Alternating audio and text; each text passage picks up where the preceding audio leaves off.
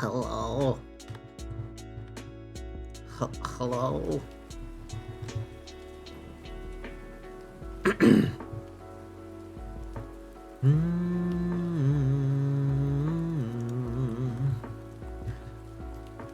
Why?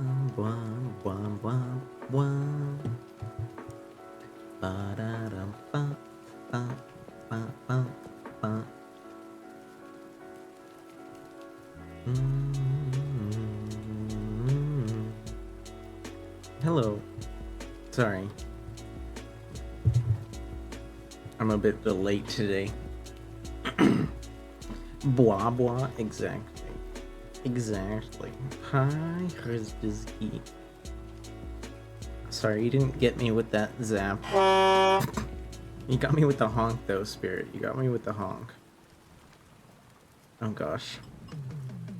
This is where I get it for talking.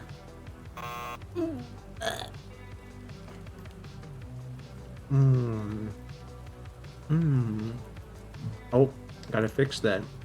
Gotta fix that.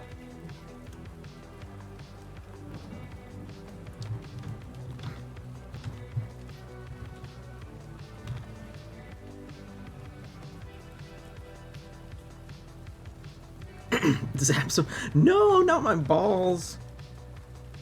That's like one of the last places I want to be zapped. What the? Wait, who said I wanted to be zapped?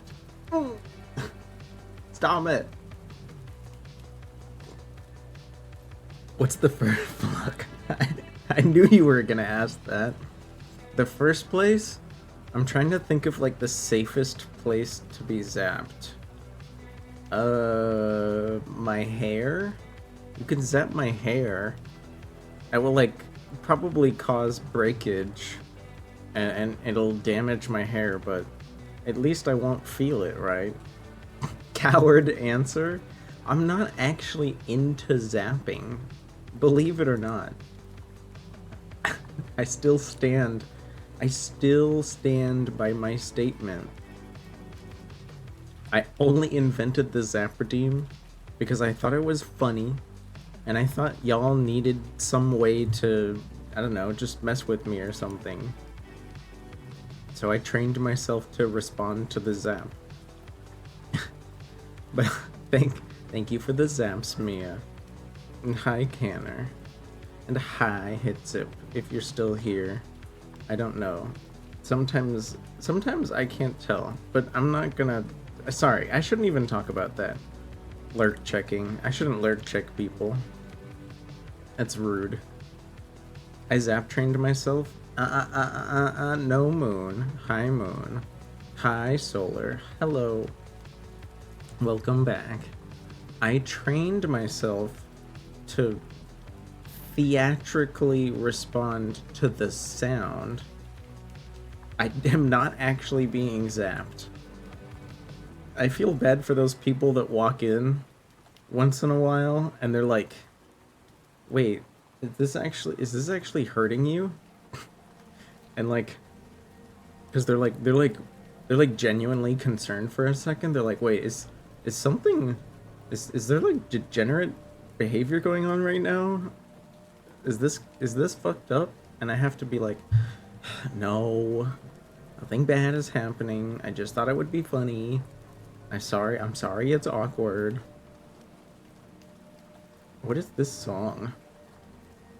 Oh, right. I feel like it doesn't, this song doesn't come up on the playlist very often. Do you guys recognize it?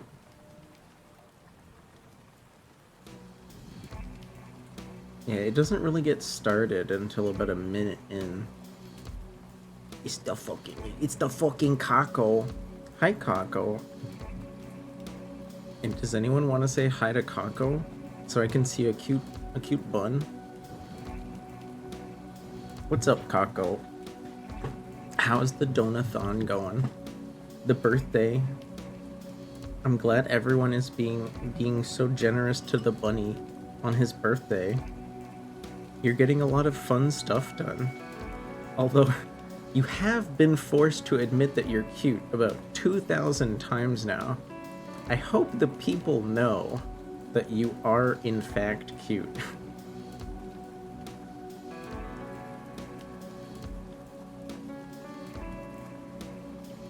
And at first, I didn't think the hydrate punishment was that bad, but it happened so I'm sure you've been forced to hydrate so many times that it actually has gotten in the way of things. You're probably going through like a gallon a day minimum. We're gonna do more today, but the internet was dumb. I'm sorry.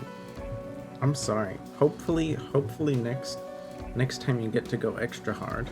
Yes, you have been forced to piss, as you so eloquently put it. I'm not as much of a piss maxer as you are. It's not me. It's not what I'm about. Exactly. Yeah, exactly. Do you know how many times Kako and Skella went to the restroom to pee when they were trying to do the Super Mario racing game as little as possible, but they really wanted to, which is kind of fucked up when you think about it. Yum. Sorry, I'm still eating. I only warmed up my soup like during the starting soon screen, so apologies. Onion, damn it. Yeah, damn it. Fucking onion soup. Onion soup again, damn it. But in a good way. In a good way, of course. Ugh. Speaking of food, though, do y'all know what I had for lunch today? That I didn't really think I would bother doing this, but when I had it, I told myself, you know what? I don't really get to eat unusual burgers very often. Oh, well, I actually got to go to Carl's Jr. today, which is pretty rare. It's kind of out of the way for me. I had a Mr. Beast burger. Aren't those very normal burgers? I haven't been to a Mr. Beast burger. Like, aren't they just kind of normal-ass burgers? Just made by a shadow kitchen? They're Hawaiian style. So, there's... But what's a Hawaiian style burger? I didn't have a Hawaiian style burger. I had the El Diablo burger. This monstrosity. From Carl's Jr. Because I don't get to go to Carl's often, but we happen to be there. And they sell a burger with pineapple on it, actually. It's called the teriyaki burger. I've only had the teriyaki burger once, and there was way too much sauce, so I could barely taste the pineapple. So hope if I ever get it again, I'll probably ask for less sauce. Or maybe double pineapple? And then I could like get a piece of pineapple on either side of the patty. Yeah, this is the El Diablo burger. It's supposed to be bun, jalapenos with cheese, patty, pepper jack, patty, pepper jack, cheesy sauce, or like there was like some kind of sauce on there. These are jalapeno poppers. They had like mini jalapeno poppers and exactly 2 slices of bacon.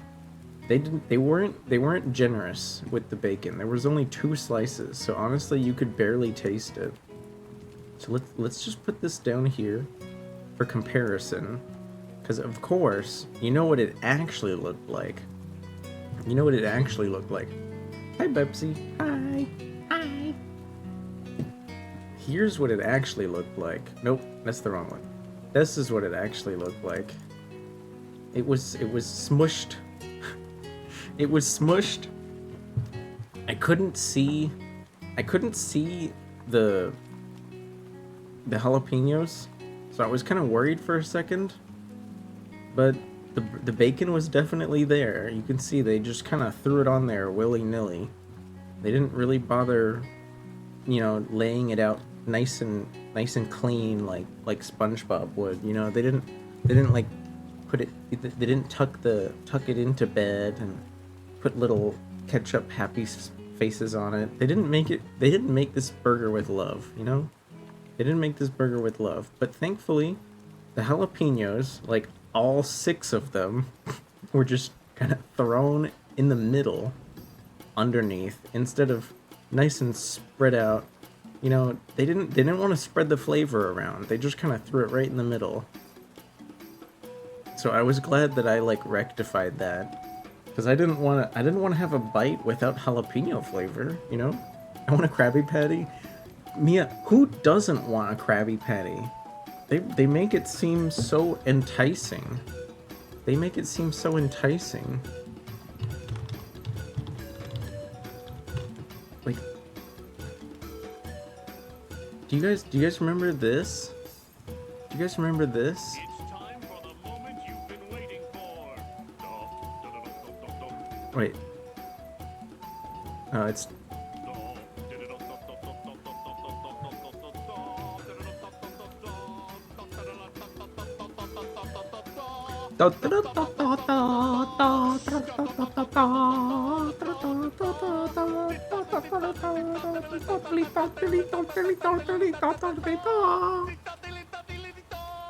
Why is this quality so bad? Don't you want a Krabby Patty? Look at it. Hey, there it is. Oh my god. I want to... Oh. I want to just fucking... I want to eat it. I want to eat it so bad. There it is. It's gone now. And now all I have is this. You always hated how big the slice of tomato was? I could see that. I could see that. You've never had Carl's Jr. Solar? I mean, it shouldn't dox you to say if they're available, because they're like, do you have Hardee's or just Carl's, or are you in Carl's Jr. land? It's the I don't know why there's 3 different names for Carl's Jr. But I feel like that's one of the only weird things about the company. Everything else is fine. There's a Carl's Jr. 5 minutes from your house. We're on the way. Lock your doors, or we're gonna break it down. I recommend if you ever go there for the first time, get yourself a California Classic double cheeseburger. Treat yourself to some waffle fries. You know, even though the regular fries are really good, honestly, I think Carl's Jr.'s fries are like way better than McDonald's. They're a bit crispier. They actually leave the skin on, so like some of the ends of the fries, you can still see a little brown piece, which I like. But get the waffle fries just so you get to experience the like all those different layers of crispiness. And you know, they have a couple good like drink options, but I'm a simple ghoul. I usually just get like cherry Coke or Dr. Pepper. Unless I'm tired, and I'll get like a coffee. I'll get coffee if I'm tired. Hey, Bobo.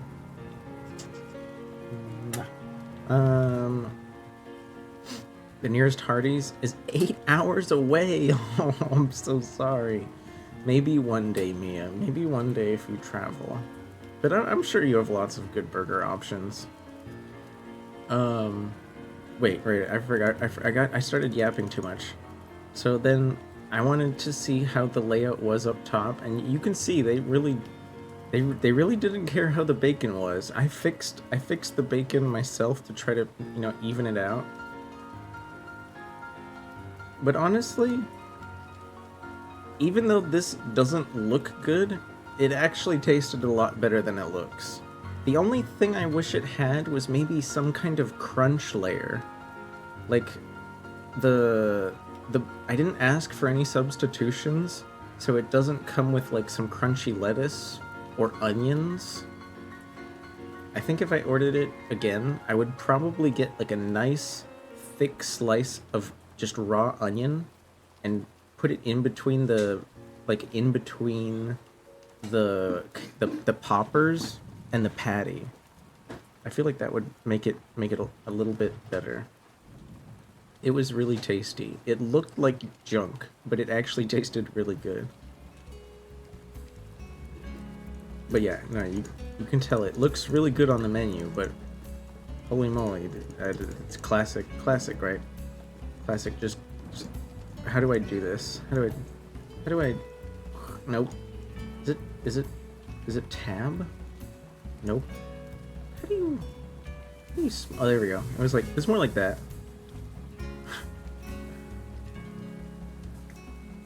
Anywho, let me get rid of these. How do I delete? Yes. Yeah, I don't know. I like Carl's. The patties are a bit thicker than like McDonald's, and I feel like they have more flavor. But that's just me. The California Classic that I recommended is basically their take on an In-N-Out double double. So, you know, I think it comes with grilled onions as the default. You don't have to like specify. It's like their version of a double double. So it's a good way to introduce yourself to the franchise if you've never been before, because chances are, if you know what In-N-Out tastes like, you know where you're gonna get it. But I don't know, different. You just had a double double? Hell yeah. It's not typically my order. I like to get I usually only get one cheese, but extra onion. Or if I'm feeling hungrier, I'll get a triple meat, no cheese, extra onion. In-N-Out cheese is just okay. I feel like it doesn't add much. I wish their cheese was better, because then I would want more of it. But their cheese is just okay. I have wanted to try a Frying Dutchman, just because I haven't yet. And I think because of how messy it is, I might ask them to put the whole thing, because like a Flying Dutchman at In-N-Out is where they turn the patty, they turn the instead of bread, they just use like big rings of grilled onion. So it's like 2 grilled onions holding the burger together. I feel like just because of how messy that is, I might ask them to just put that whole thing inside a lettuce wrap, so it'll be like a protein style Flying Dutchman. I don't know. I don't see the point of getting my hands like so oily that I need to put them in a bath of detergent after. You know, I'll wash my hands after In-N-Out, but I don't want to have to take a shower after I go to In-N-Out, you know? Triple meat? Oh my gosh. I'm only 5'6", Mia. I can only handle so much meat, okay? I'm not a size queen when it comes to my burgers. But that aside, how are you guys doing? I think I'm pretty much ready to get into game, and well, not game. It's not a game today. We're actually doing story time. We're doing story time today. So I think I might I may not bother with the image redeem today, just because it'll kind of mess with I feel like it'll kind of mess with like looking at the story, you know?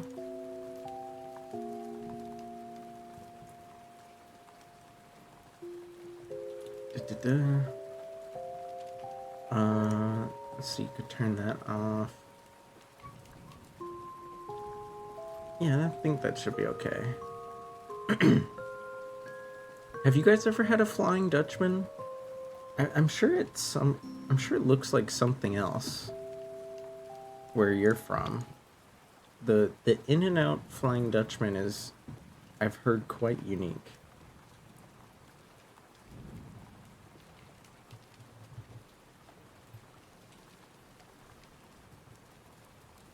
Maybe. No matter. No matter. Okay. You guys should be able to hear some, like, piano now. I know it sounds quite similar to a lot of the music I like to play, but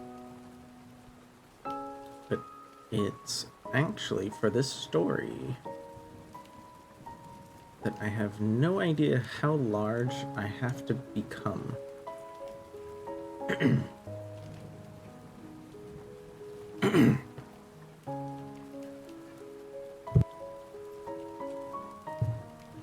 Hopefully you have a nice beverage to chill out with, because it's going to be a chill day. It's going to be a chill day.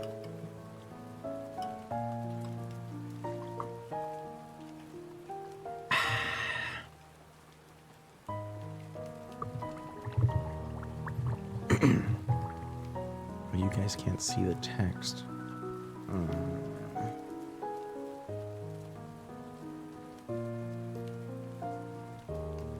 Is it always gonna be like this? Should I move you guys like up here? And move myself like over here? Maybe?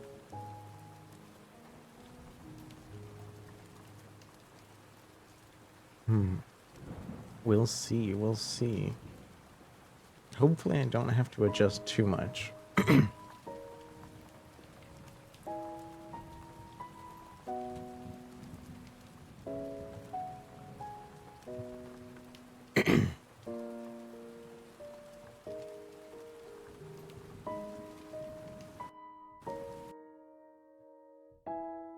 I expected a bubbling sound to appear when I turned off the rain, but it doesn't seem like there is one.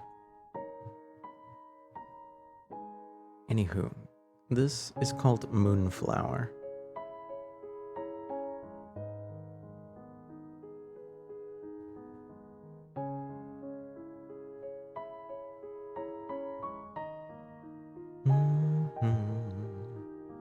The potion gently bubbled under the man's watchful eye, occasionally sending up tiny wisps of white steam that smelled faintly earthy.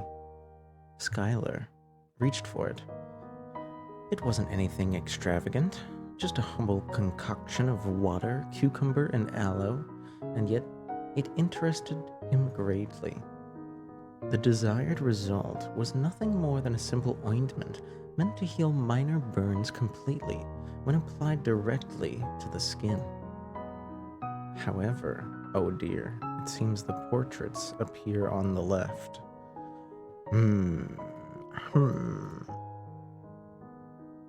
Oh, text bubble, why must you represent so much of the screen? Why must you be so large? I'd rather you guys see the portraits than not see the portraits. Even though I know some people are probably just enjoying listening. However, Skylar noted,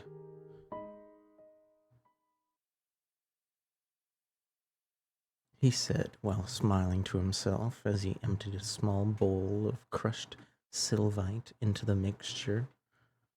The concoction began to freeze before his very eyes, the sudden drop in temperature sending quick, spreading stress fractures throughout the vial.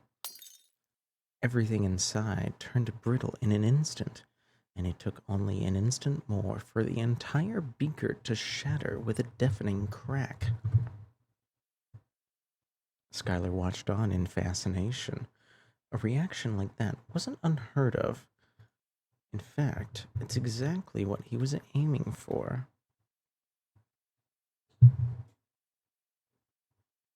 Come on. An ointment that would continuously cool a burn site over. an extended period of time. If it worked as expected, then it would no doubt become an incredible tool for the kingdom. Kingdoms. However, the simple drop of sylvite, which itself was only a mineral rarely found, dried up in the ruins of the ancient seas, caused far too violent a reaction. The freezing was too quick and far too powerful for the needs of the ointment. But, he thought, maybe something more available might give a similar result. Something anyone could make with simple ingredients at home. He was certain that the sylvite was a stepping stone, a bridge towards the balm that he would need to create if he wanted to some success. But for now, all he could note down was that the sylvite was too dangerous to be applied directly to the skin. Why is there I feel like there should be music here.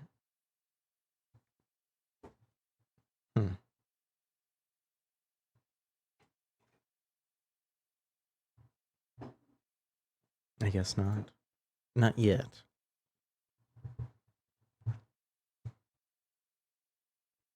Moving on, Skylar poured some water into a bottle. It sat within the glass, unmoving, until he reached for the feather of a bird, the ingredient for the healing potion that's particularly potent and effective, though once again difficult for a common person to make. After all, not anyone had an abundant stock of bird feathers lying around. All he needed now was sand, some fire powder, and eucalyptus leaf. 3 things he had in ready stock, but before he could gather, a knock at the door sounded. Damn it all, he thought, a visitor at the worst of times. With a small Skylar placed the bottle back on the table and took a moment to compose himself and attempted to head towards the door to open it, straightening out his crimson red vest. I hope I didn't catch you at a wrong time, Alvia asked. The perfectly put together woman, Olivia, smiled brightly at Skylar. Her blonde hair was done up neatly in a ponytail. Wavy strands fell down either side of her face, framing her brilliant pink eyes. The familiar sight of her made him smile as he stepped aside, allowing her to enter his domain. Your Highness, you should have called in advance. He all but bowed down to the woman, who simply rolled her eyes and hit the top of his hat lightly with her gloved fingertip in response. Walking past the deeply bowing Skylar, she crossed the room, her hands carefully folded in front of her as she inspected his work. With a smile, he turned and looked back over her shoulder at Skylar, whose own gaze found hers instantly. Your Highness, and what shall I call you then? Would High Alchemist Skylar suit you, good sir? If it pleases the lady, she may call me whatever she wishes. She laughed lightly, as the very notion was completely absurd. Stop with that nonsense, Nika. Hearing the use of his first name, he immediately raised an eyebrow, until he saw the smile that lit up her young face. If it were anyone else, he thought. Did you come here to annoy me, my dearest princess? Or are you looking for something specific from your loyal servant this fine morning? Whatever I came here for, it certainly wasn't for you to annoy me, my dearest alchemist friend.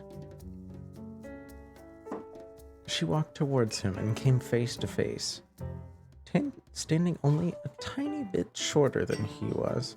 She looked up to his eye with a sly smile on her lips. See how foolish we sound being so formal, Nika. I'm not a princess here. I'm just your friend. Skylar returned her smile and responded, I know. So, what brings you here then, Olivia? Come to request a potion or hear a story while you're passing by? None of those this time, Nika. Then what do I owe the pleasure?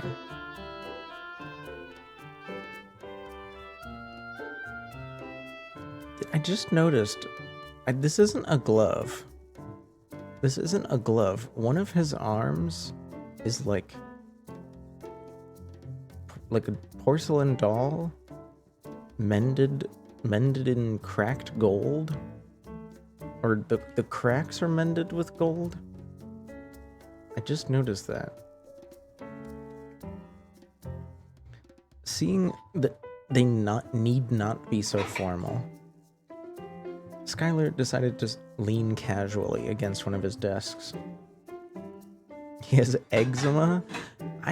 I don't know what eczema looks like in this fantasy universe, so you might be right, but I have a feeling like you're not.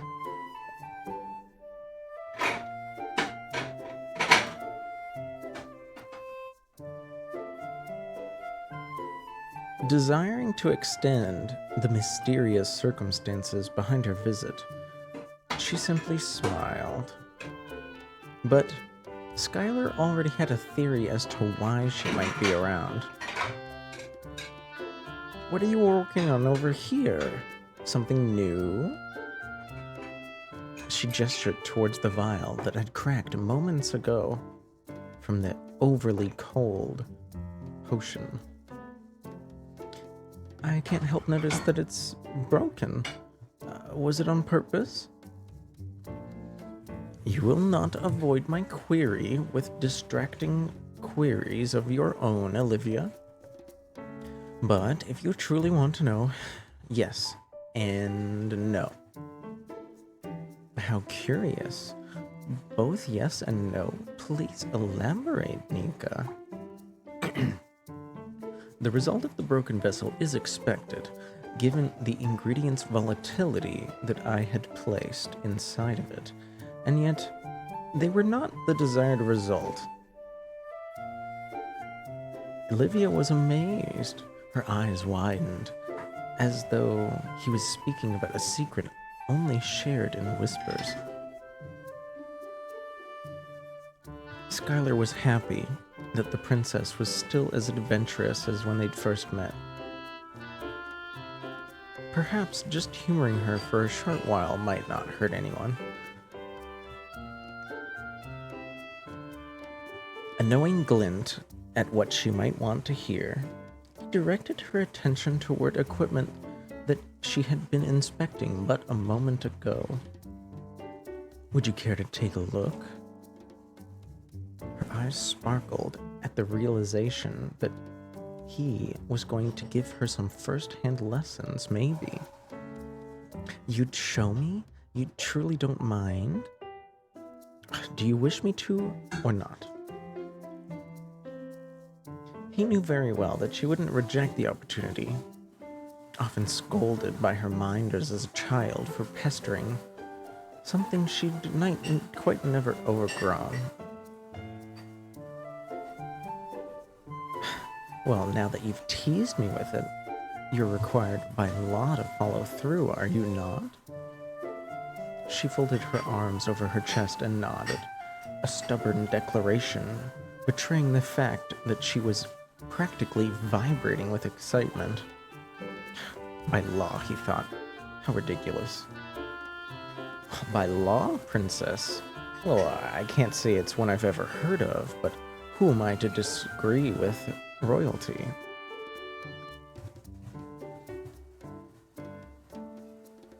She pretended not to hear his remark while he chuckled away.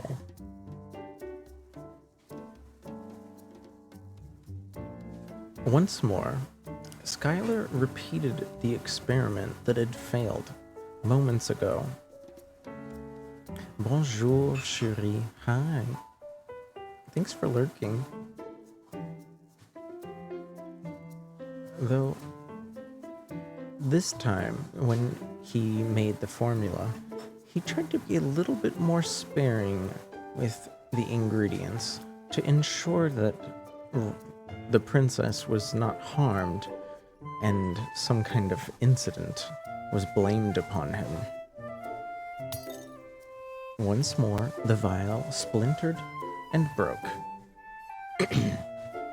Satisfied now, princess? That's enough stalling, though. What is it that you came by for?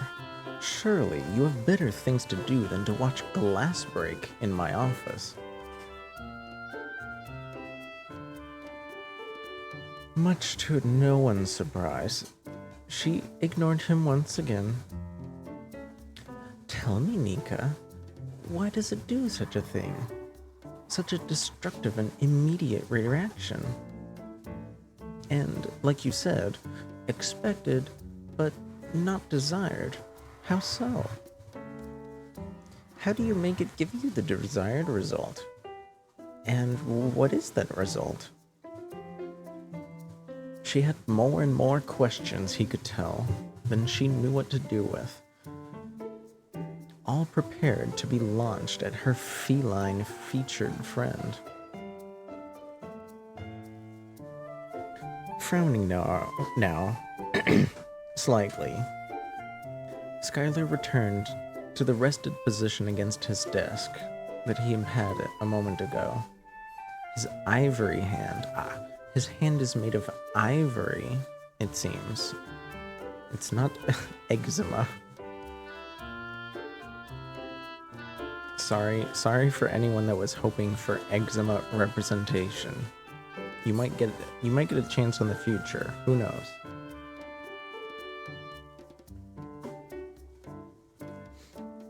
He took a moment to retrieve the tea he'd forgotten, so that he might relieve his weary throat. Won't you answer me? She said. Is sharing knowledge not the purpose of an alchemist? She pouted and tried the tried and true tactic. How am I going to reword this? She pouted at him, trying to give him puppy dog eyes. I seem to recall an unanswered question of my own, princess. Are you withholding that information from me as well?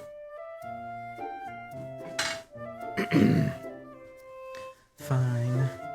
You know why I'm here. I've come to ask you to the Moonflower Festival. I'm already submitting the required materials for the ritual. You need not come here to ask for them. Oh, please. You know what I mean, Nika. She cut him off sharply, lowering her eye playfully in a contemptuous way. Why would I come all the way down here to ask for potions that I already know you're submitting? You are not so foolish, Nika. He sighed heavily as she continued talking, shaking his head slightly as he tried to voice his own thoughts. Without even thinking about it, he merely stated the obvious. I'm not going.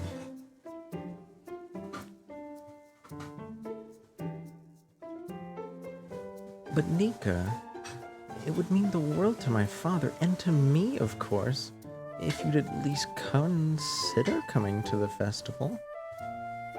Ritual? Festival? I forget now.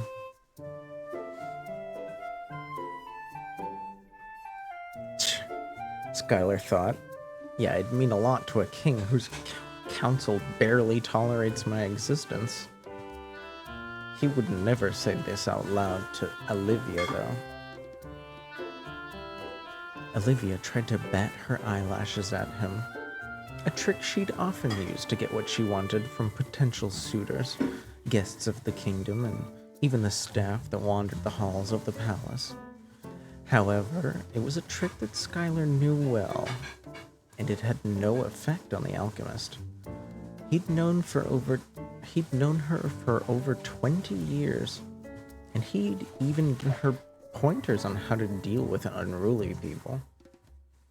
Still, it didn't stop her from trying to play coy with him every now and then, though never with any real success.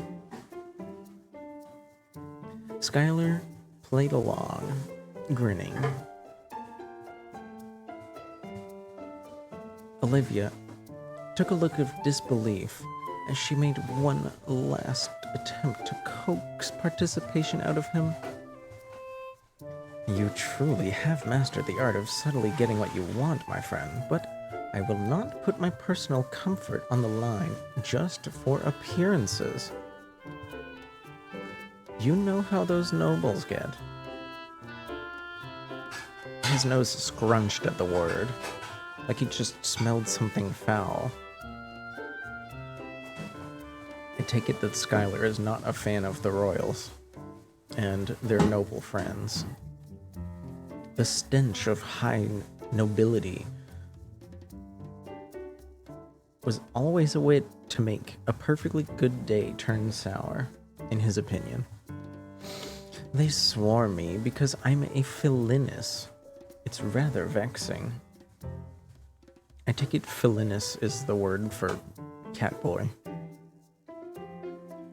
You can hardly blame them then, Nika. There aren't many left of your kind, so they're entranced. I do not think they mean you harm in any way. Really? What about Lady O'Green, who always demands to be allowed to touch my tail? What of her? Yeah, apparently they're rare, Canner. Apparently they're rare. So not only are they cute, but they're also, you know, I'm guessing our alchemist friend is tired of being treated like an exotic being and would probably rather be treated like a person.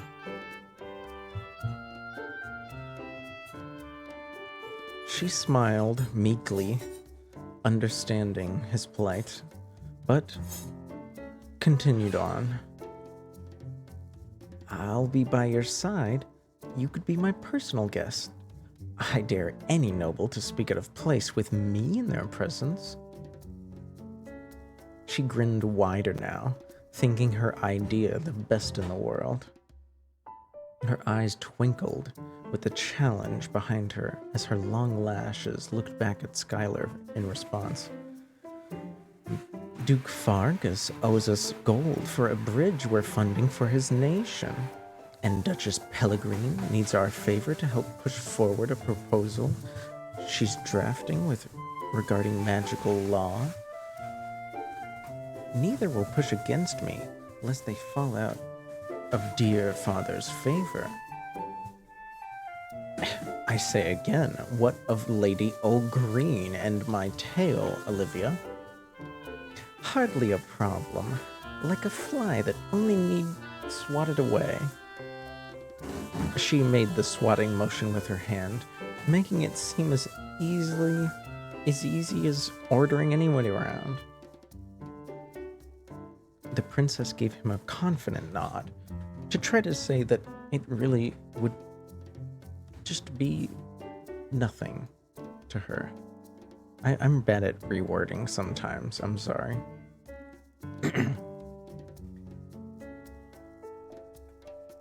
Besides, Skylar, this is a momentous occasion for the kingdom, but also for you and your studies. You deserve to be celebrated for your work in person, not merely a name on a plaque next to some potions. And I could use the company, and the princess admits that she would be rather lonely at the function without him.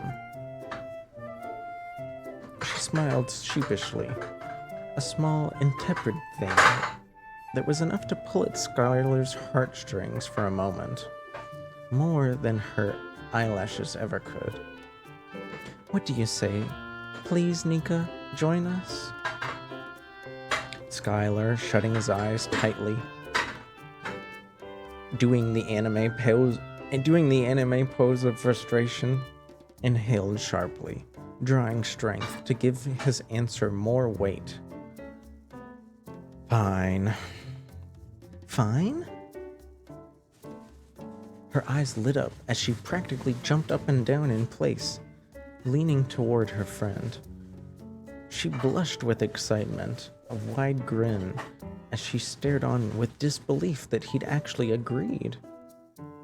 Did I hear you correctly? You did, but if you keep it up, I'll change my answer. I'm doing this for you, you know. You'll have to owe me a favor. Of course, my resources are always at your disposal, princess. You need just ask. And I will one day.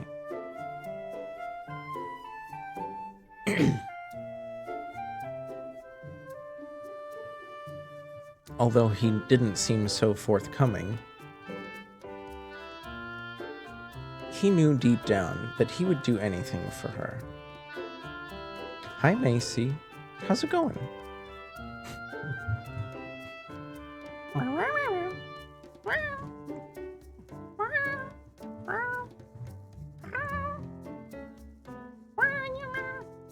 Yes, Macy?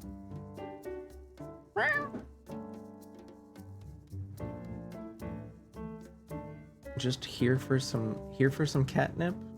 I only have a little bit.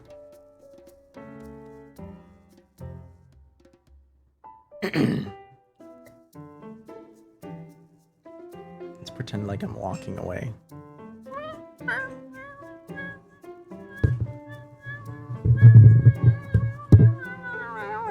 Then I came back. I came all the way back. Because who wouldn't want to be a little cat? Who wouldn't want to be a little cat in Macy's lap? Hi, Trin. Hello. Welcome back. For anyone that missed the beginning, all that's happened so far is Skylar here, the Catboy alchemist, was trying to work on a potion in his lab, and it didn't quite work out. But it was a stepping stone on the way to something he was working on.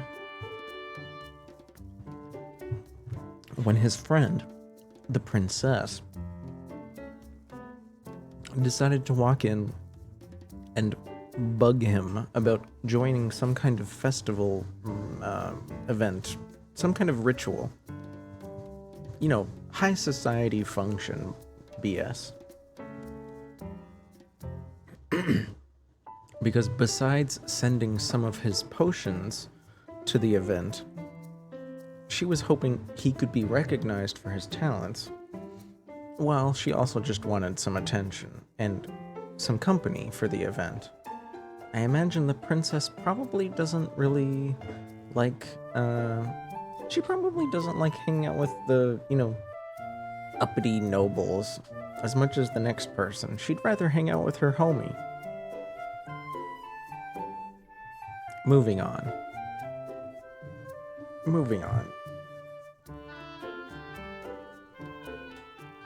Bah. Slay the Spire. I hope you had luck slaying the Spire. I don't think I could ever touch that game. Which is why you touch it enough. You touch it enough for both of us. So I thank you. I thank you for your service. You play Slay the Spire so that I don't have to. Soup.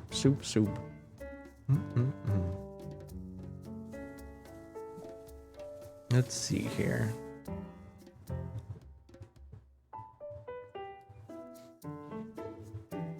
Virgo Moonflower? Chili Star? I don't know what you're trying to tell me, Nito. Is this like a Zodiac joke? Because that would be astrology.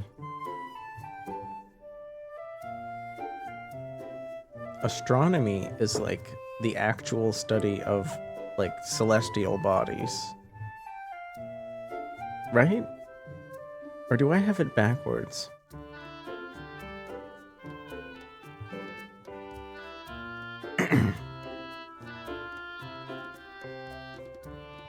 You just woke up, so forgive you.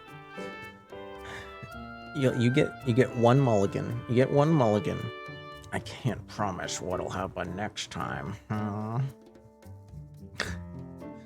just kidding. Let's see. So, Nika Skylar, apparently his first name is Nika, agreed to go to the function. How am I doing? I'm well. I'm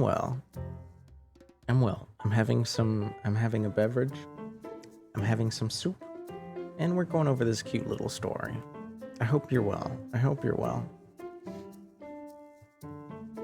Nika here was just describing how he felt about the princess that he'd known for 20 years.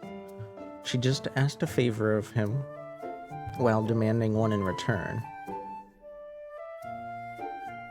He was thinking to himself about how she was one of the few people left in the world that he cared about enough to suck up his pride and let himself be gawked at for a few hours by an endless parade of stinky nobles.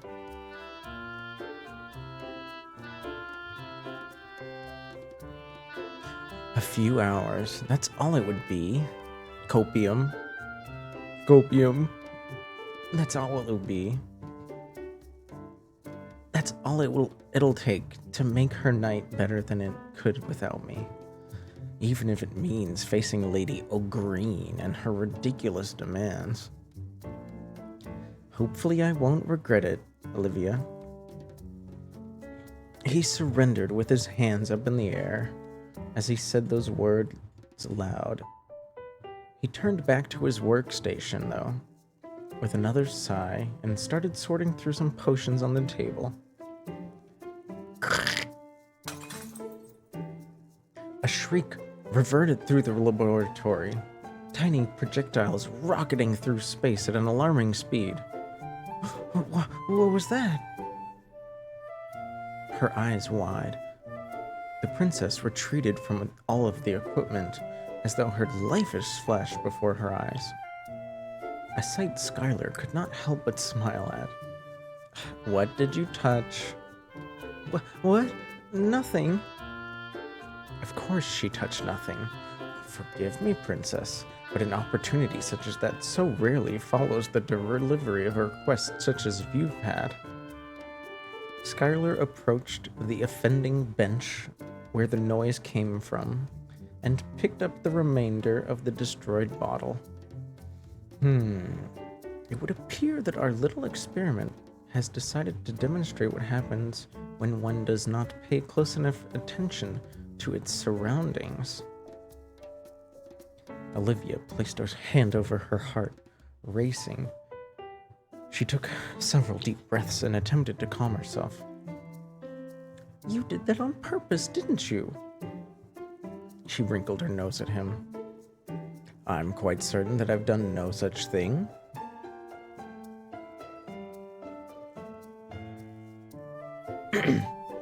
She looked at him suspiciously before her expression shifted again. You jest, princess.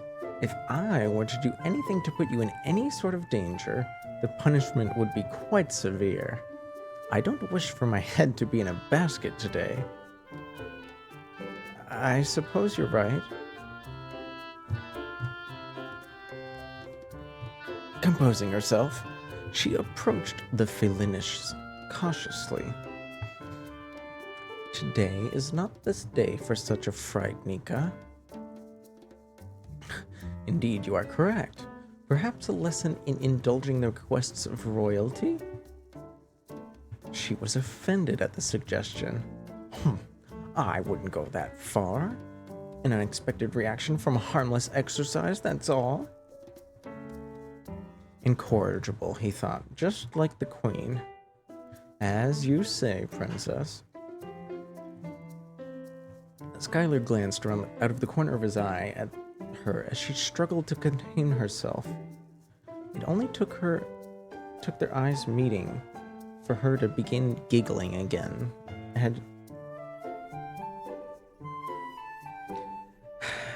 I do enjoy your company, dear friend. I suppose your presence is acceptable, princess.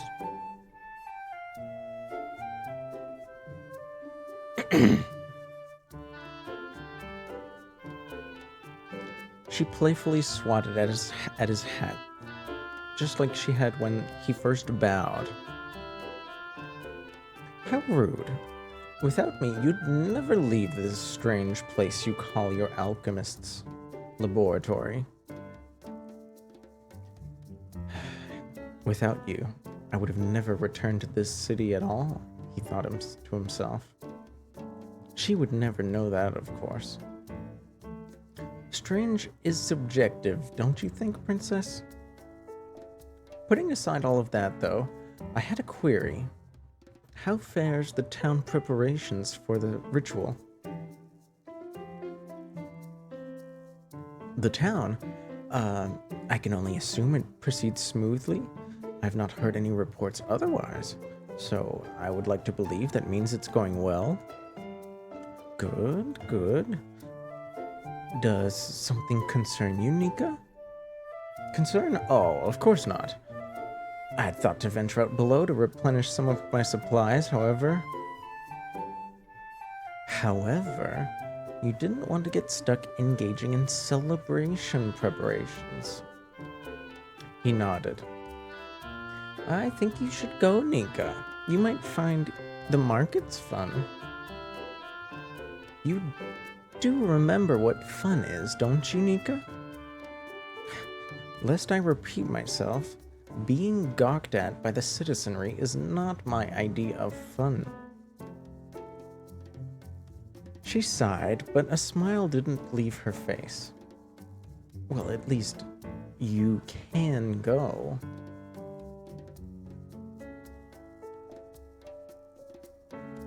Their friendship, however unlikely, was born of mutual societal pressure.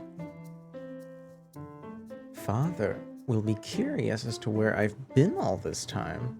I can't stay. However, it has been great fun as always. Perhaps next time you'll be visiting for pleasure and not the request of work, then? She giggled in response, nodding in agreement.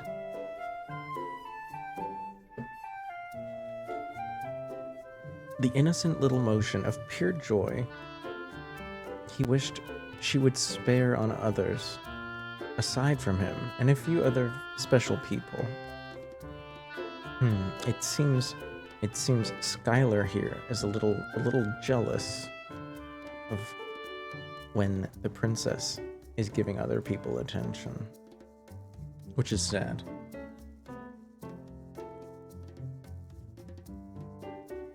He thought about how he loved her laugh, like a light spring breeze whistling across a quiet glade after a long winter's nap.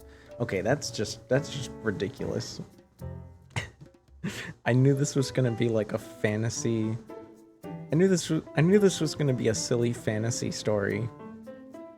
But when a writer says that a laugh sounds like a light spring breeze whistling across a quiet glade after a long winter's nap, it's like, okay, you could chill. That could have been like maybe two metaphors less.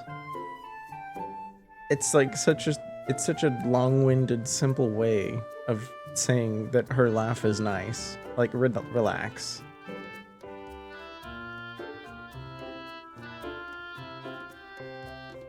When he heard that laugh, it always put away the troubles of the concerns that he had faced that day. You wouldn't say that in real life? No, I'm not saying this has to be like real life, Trin. It's more like when when somebody is trying to write, you know, wistful, when somebody is trying to write like beautiful like explanations for normal things that people do, there is such a thing as prose that is too purple, right? There's purple prose, and there's ultraviolet prose, you know? Bro is too horny and too literate? Yeah. We already know that he decided to stay in this kingdom to work because he likes her. You know, maybe his brain got tired of describing her smile as can I like go back to look at the history? Yeah. You know, oh gosh, it doesn't auto scroll.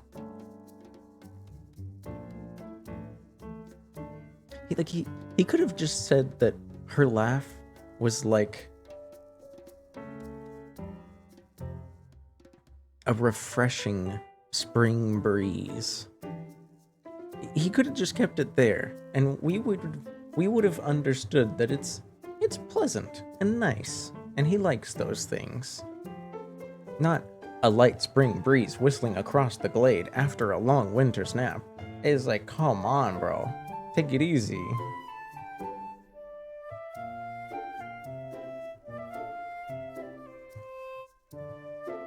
But that's just me. You honked so hard that it zapped me. Hi, Toasted. Hi. Heyo. Hail, hail. I hope you're well. Sorry for the long-winded complaint, but I just think sometimes story writers need to relax.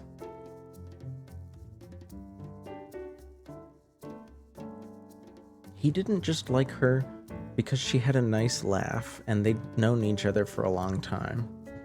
He enjoyed that she was quick to laugh at a joke and kind to everyone she came in contact with. See, now the description of how nice she is was so long that I forgot what they were talking about.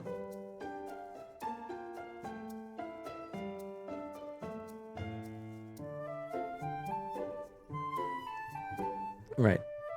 Skylar was hoping that next time she dropped by the alchemy shop, she wouldn't just be talking about work. Perhaps so, High Alchemist Skylar. With those parting words left hanging in the air between them, she slipped out of the room once more. Skylar, before returning his attention to the potion he'd left, stared at the door for a moment, wishing she hadn't left. He wants her to talk about cranking her hog politely. Me, staring respectfully, cranking my hog politely.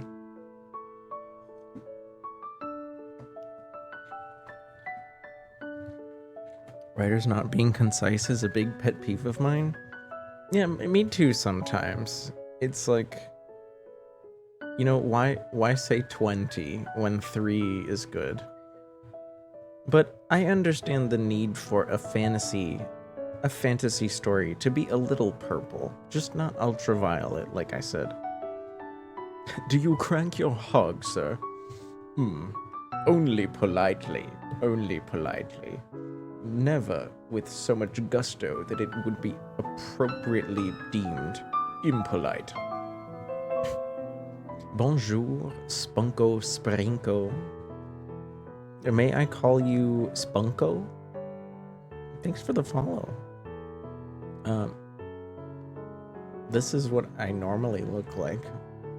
I just, you know, I'm in the dark. I'm in the dark, reading a story.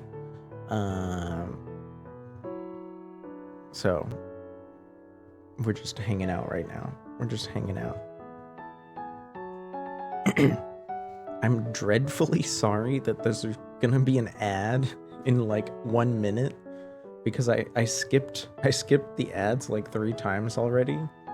I promise the ads are only 30 seconds. I'm so sorry. I can't skip them anymore. I've skipped them too many times.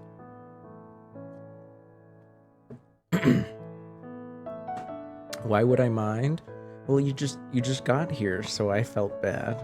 I mean, I always feel bad that there's ads. I always feel bad that there's ads, but it's especially feels like a backstab from Twitch when somebody just got here. There's like AEs biting me. All right, I'm gonna bite AE for the I'm going to bite AE for the duration of the ad. Hi AE. Biting you. I'm biting you. I'm biting you. Biting you. Biting you. I'm biting you. AE, I'm biting you. Biting you. Biting you. I'm biting you. I'm biting you. I'm biting you. I'm biting. I'm biting. I'm biting. I'm biting. I'm biting. I'm biting you.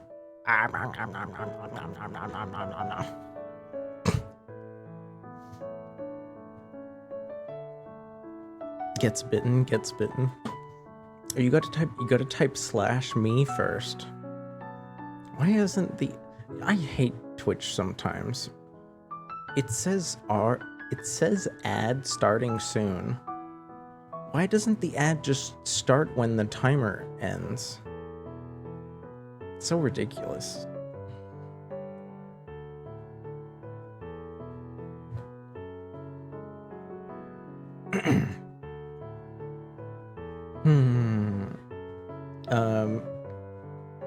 I hope you guys are back. How are you doing, AE?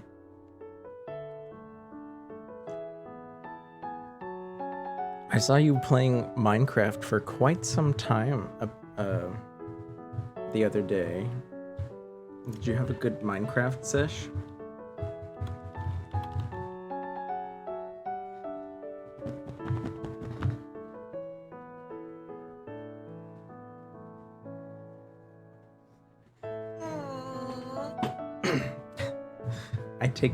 I take that to mean that you've returned from the ads. How are you, AE? I hope you're well.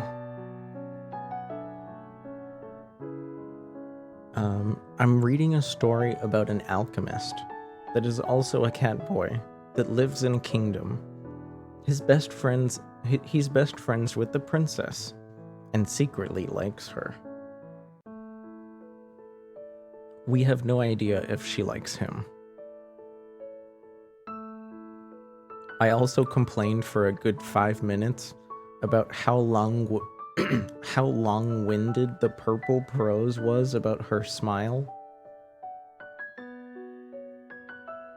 A touch stressed, but it's your own doing.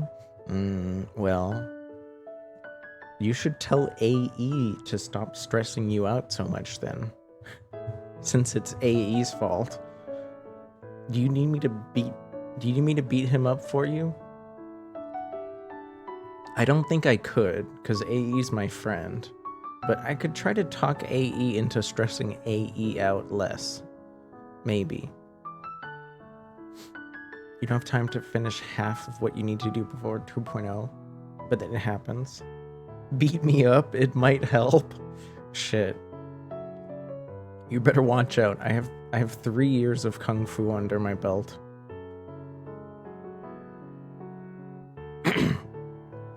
Actually, I forget. I don't know. I think you're taller than me.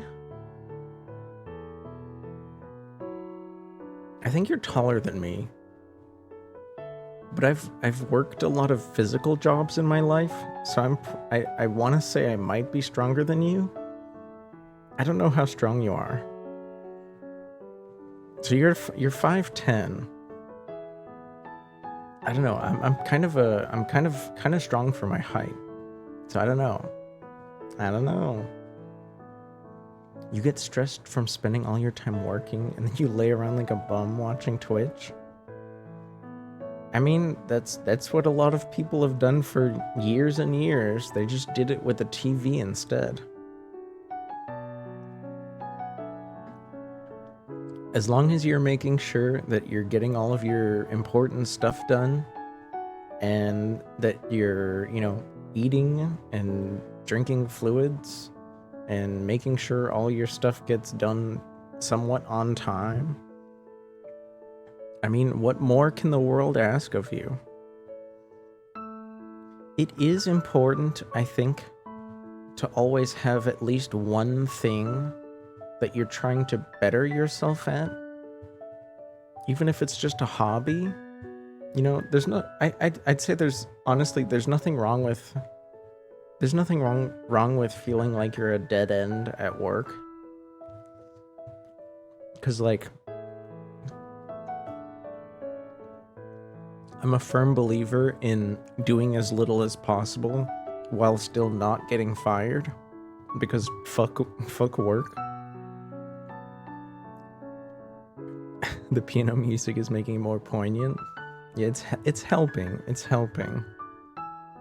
I suppose advice always feels more poignant with strong key smashes and very confident chords playing.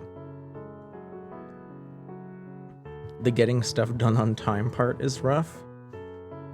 That's fair. I guess at that point you got the hard decision is figuring out which things you need to focus on before the others. I don't know. There's always got to be some kind of priority, right?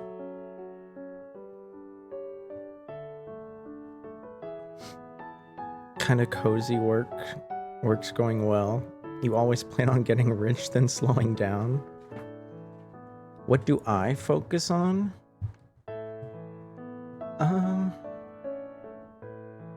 I mean, streaming is like one of my only hobbies. So outside of work, I try to spend time. I'm also kind of Twitch addicted myself. You like this Lean's color? This is the outfit I made for winter. I didn't want to be like too snowy, which is why it has like a purple tinge to it, but I thought it was frosty enough. Also the like purple aura probably helps too. Would I go full-time if I could? Probably not. Full-time streaming is too stressful when it comes to making a living, and I have too many responsibilities. This is probably always going to be a hobby for me. Even very successful streamers, the money, that's the other problem. When you stream full-time and it turns into your job, the feelings you have about it start to change. Because I'm sure those people still enjoy streaming, but like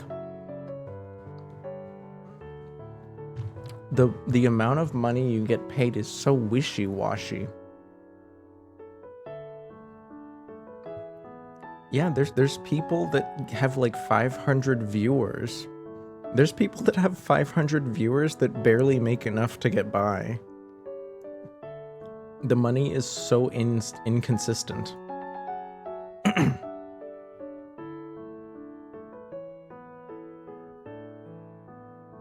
I'm glad I have a job that like pays the bills so that I, actually have time to do stuff like this.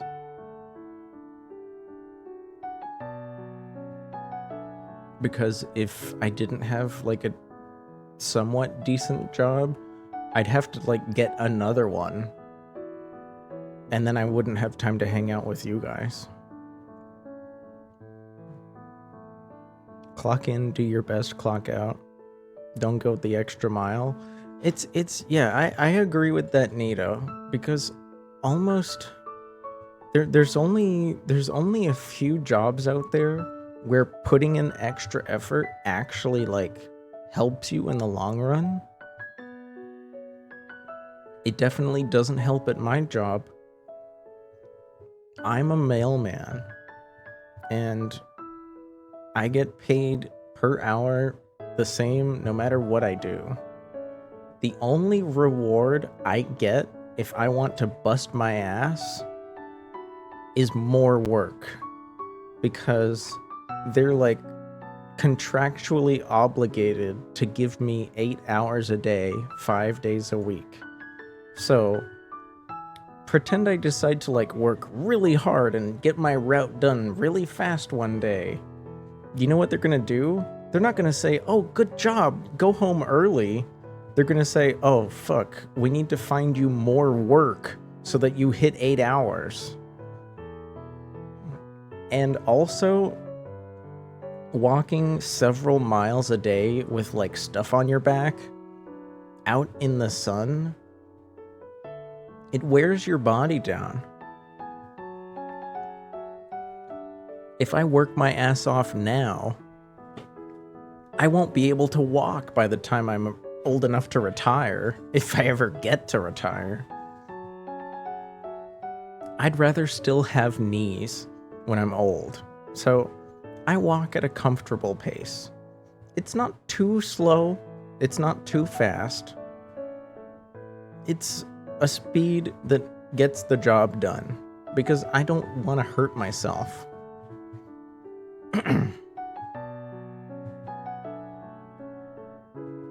Turning something you like into work sounds like a really easy way to stress. Yeah, I feel like that's the thing. I like streaming a lot, Canner, but I feel like my attitude towards streaming would change a lot if it was my job, because I would be forced to see it in a different way. I'm sure my streams could theoretically become more entertaining if I had the push of, full time behind it, because I'd be kind of pressured. I'd pressure myself into try to make everything better and faster, bigger all the time. But I'd rather just I don't know. I'm here to have a good time. I don't want to stress. I know I complain a lot about things, and I'm kind of a worrywart already, but I work really hard to like not stress, honestly. So I don't want to bring that kind of pressure into streaming, because it would just make me feel stressed out.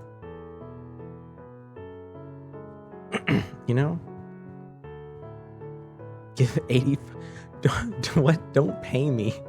Don't pay me 85% of your paycheck. That's insanity. You're welcome to support if you want to. I promise all the money I get from streaming just usually goes into like games and stuff that I'm looking at. And of course, it helps with the eventuality of eventually there'll probably be necessary computer repairs and stuff like that. Just keeping the stream going. I buy art sometimes, but I try not to think of the money you guys give as an art fund, because I don't know, that'd be kind of like weird if I was like, yes, pay me so I may decide on art. Like, I buy art because I like to buy art. Don't worry about that. I would probably buy the art with my own money, regardless of your guys' support.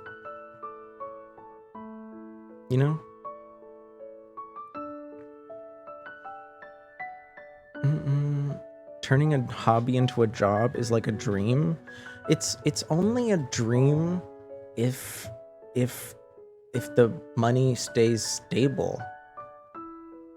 Like I said earlier, Spunko, this hobby, the money is so like wishy-washy.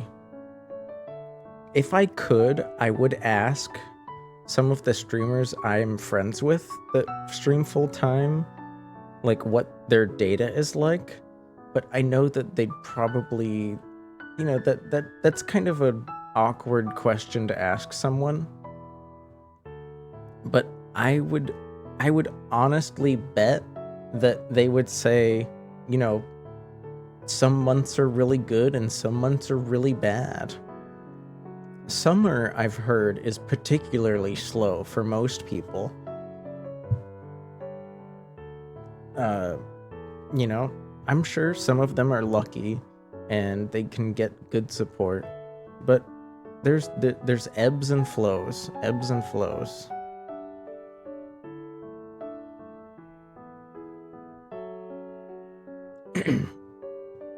Sorry, I'm looking around. I'm trying to answer everybody.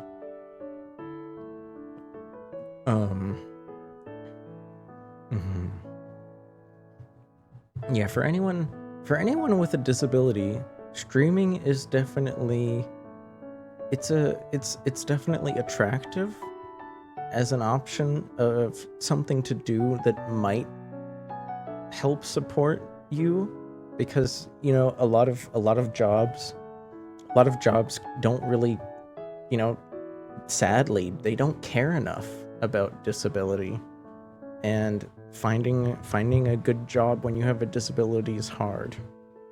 Heck, there's some places, I think even here in the US, where like they're like legally allowed to pay you less if you have certain disabilities, which to me is like that's crazy. It's like the people with those specific disabilities are worth less per hour. Crazy. Like, those people not only have to go through like all the issues they have to deal with, but you're telling me they have to survive on less? You know, they might have some kind of government like subsidy helping them with other things, but that doesn't mean they should get paid less for their job. The disability payments are just there to like help them cope with the regular problems that the system has with their disability, right? Do I have other streamer friends? I'd say I'd like to think I've made quite a few over the past like year and a half.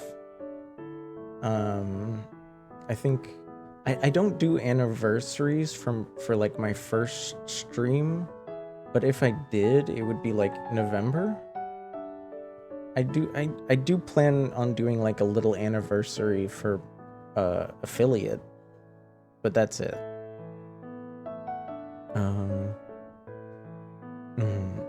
No, exactly, Nito. Exactly. The managers at my job, and yes, I do plan on staying as a mailman, Spunko. I'm probably older than the average VTuber you might have met, so I don't really plan on starting a new career unless something really bad happens. And like Nito was saying, hi Deba, hello. Bonjour. Hi, Deba. Like Nito was saying, at my job, if I work too hard, the managers will always expect that amount of work as normal in the future.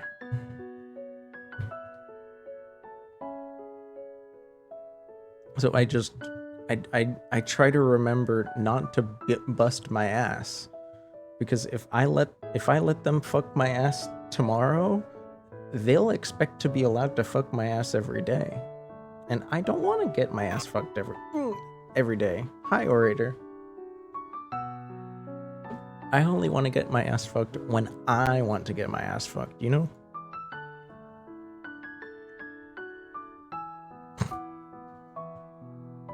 Alright, sorry. That's so silly. Getting art as a gift to show off?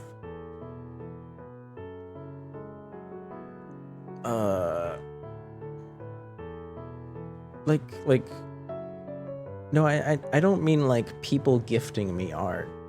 I meant like I don't see the money that I get from streaming as like an art fund. Cause like I buy art sometimes, but I do that with like my own money. I try to make sure the money I get from you guys goes directly into like video games and stuff that I want to play on stream one day.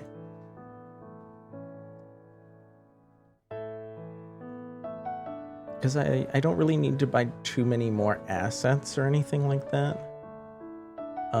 I'd love to get like I've been hoping that my artist will open up again one day, so I can get like a nice cardigan or something. I've been wanting another outfit for a while, but she's very busy. Nami became very popular this year, so she's very busy. I think I last saw my model artist working on a not the rigging, because while she does rigging, I think she was doing the model art for a chibi model of Bao. I don't know if you guys know Bao the whale. I think she was commissioned to do just the art for a chibi model. So she's gotten noticed. She's gotten noticed by some popular people, and she's very busy now. Trying not to get mpreg every day. No, I'm sorry. I'm not on the mpreg grind set, Bepsi. I'm sorry. Who are my friends? Spunko, I don't have time to name them all right now. And if I was bad and I forgot one of them, I would feel terrible. So I'm not gonna just name everybody I know.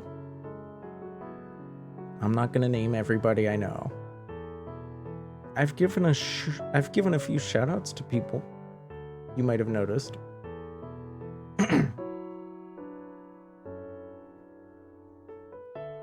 Deba, why are you imploding?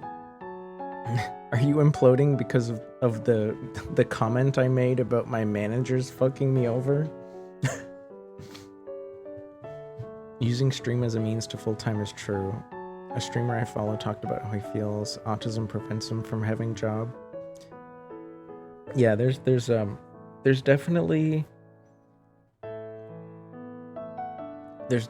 I've noticed quite a few people that thankfully have found streaming as a way to feel more fulfilled and spend time with people instead of ruminating alone. It's been very nice for them, I hope. But I think I'm gonna try to do my best to keep going with the story now. But I suppose it's been long enough of a pause that I should give a little sorry, burp. I should give a little recap for anyone that just got here in the past like 20 minutes. You'll see that this story called Moonflower, we don't know why it's called Moonflower yet. Felicis features a purple-haired cat boy named Skylar, who's an alchemist for the kingdom. We don't know what the name of the kingdom is yet, I think, but he is quite fond, it seems, of the princess, his best friend of 20 years. She's just convinced him to attend a function of which he is providing some kind of potion to display or something. The guise of the invitation is so that he, gains respect for the work that he's done. But really, she just wants to spend time with him. And she had to reassure him that she would be there to quell any of the noble nonsense nearby. Because it seems that the cat people, the felinus, are a lot rarer these days than they used to be. So he's treated more like an exotic being than a person, which is quite vexing for him.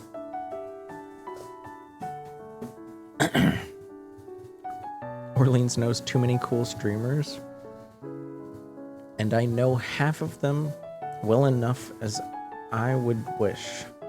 I wish I knew them all better, but there's only one of me.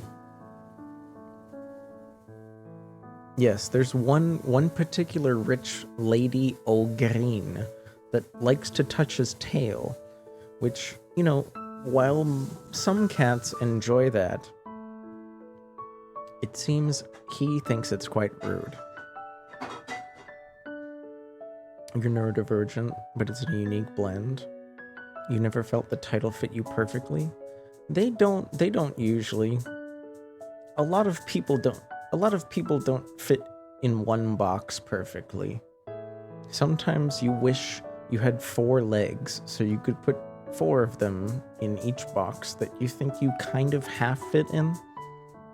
It's a complicated thing. It's complicated.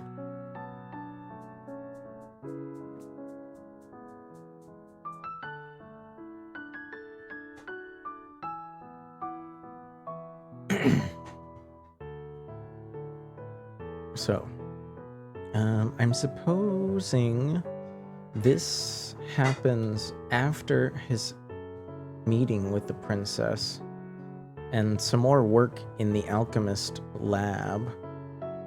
Skylar went over to a courtyard that was deserted.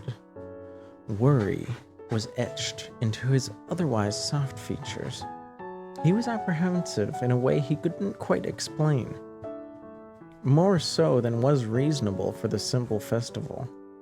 Okay, we're moving straight to the festival. There was something sharp on the wind. The aura of the palace felt wrong somehow.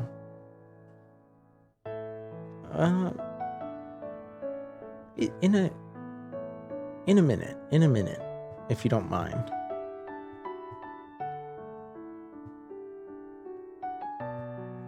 Perhaps Skylar was just worried about his beloved princess. Sometimes he felt that the only one that actually cared for him was her.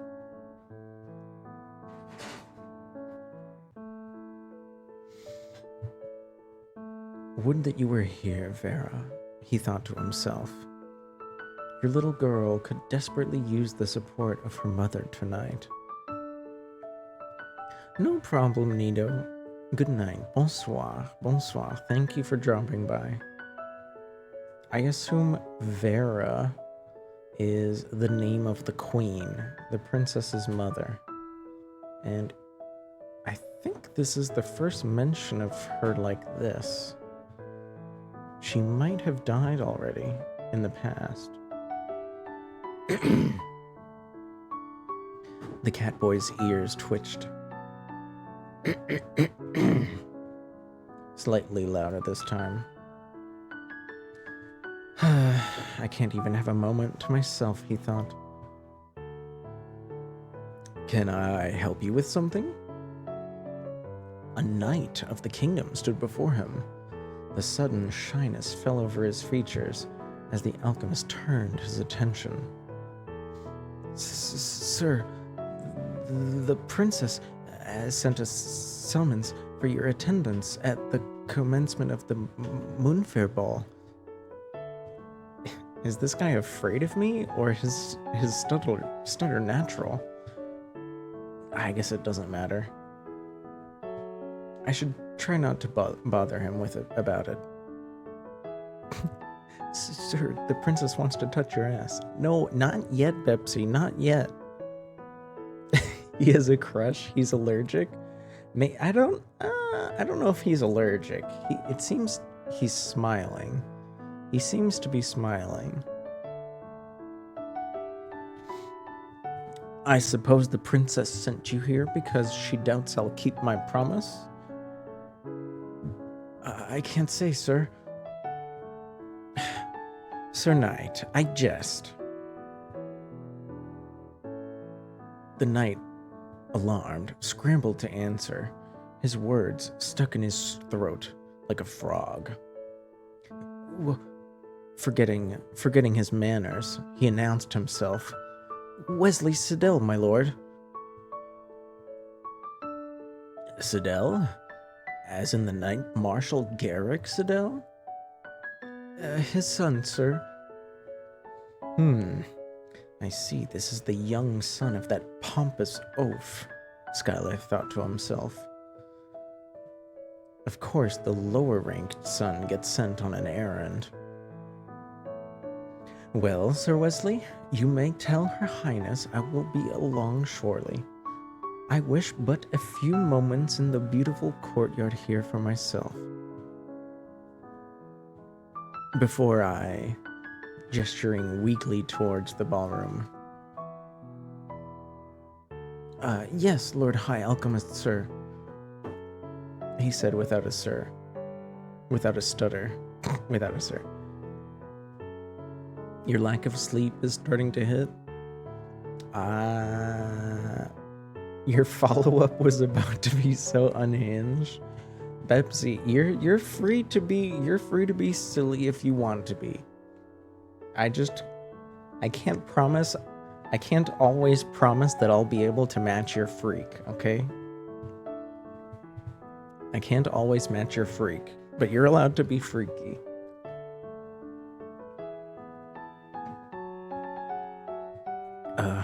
Sir? Schuyler glanced at the man once more. He noticed that he was fidgeting, as if he had something else to say.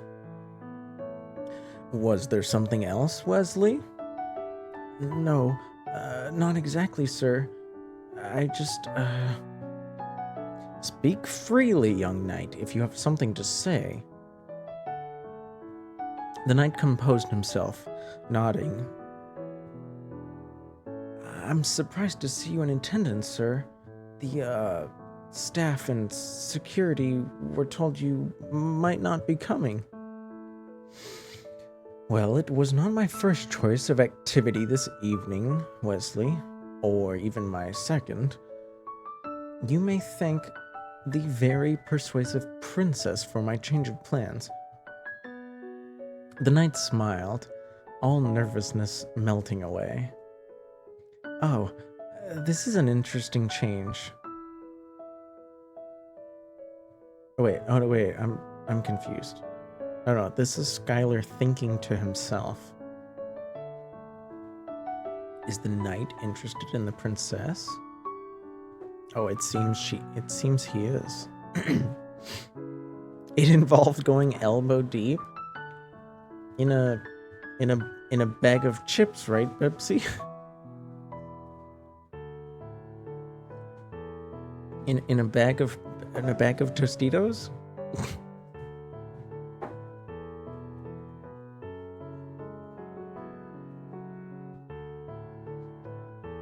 Wesley told Schuyler but how amazing he thought the princess was. She's not like the other nobles. She actually cares about the people around her. She learns the names and the families of all the attendants. Even the other nobles tell her not to bother, but she's so kind. I don't blame you for not wanting to be around them. Schuyler noticed Wesley's apprehension of nobility. You're not what I expected either, Sir Alchemist, if it's okay to say. I don't see how shifting your stance lets you better see someone but Skylar does that. Apparently, shifting his stance allows him to suddenly see that his hair was fluffy and brown, and he had freckles, and his eyes were a pale green. I suppose they were all brown before. The knight seemed cute by human standards.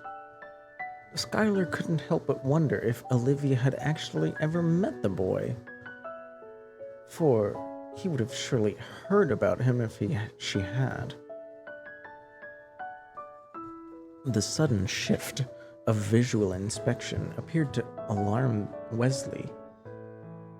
He tried to explain himself more. Oh, that came out wrong. It's just, the guards were taught to leave the alchemists alone. They do important work, but... Yes, it's true, Wesley. They're skilled and talented individuals in natural and scientific studies, but we usually have very limited social abilities. If there's chips in there, then they are also extraordinarily concerning health problems. Understandable, Betsy, understandable.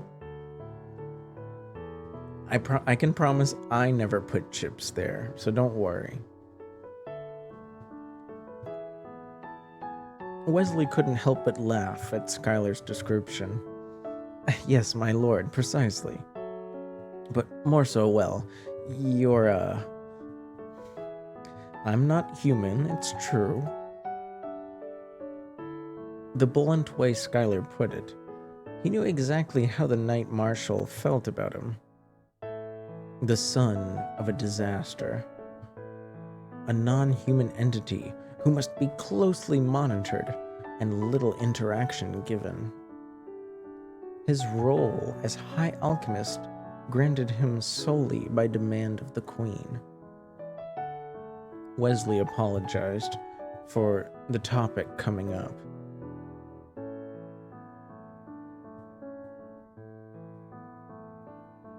Well, as you can see, Wesley, you have nothing to fear in that regard. Me, however... He frowned at the ballroom ahead. Yes, my lord? Skylar snapped out of his daze, thinking of the awful nobility he had to deal with. Sir Wesley? Might I escort you to the ball on behalf of the princess? It seems that Sidel's youngest is quite sweet after all, Skylar thought. Aren't you worried about being gobbled up by the hungry nobles? No, sir. My older brother is the only one of interest to them. I think I, as the youngest, will be quite safe.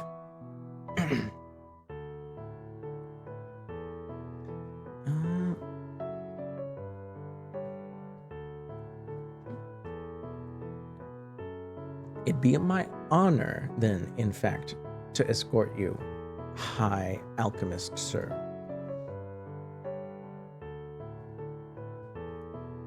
Wesley looked at him, hoping that he wouldn't be rejected for his simple request.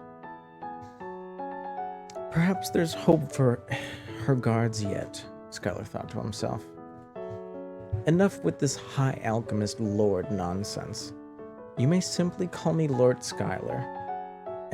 Anything else is far too pretentious.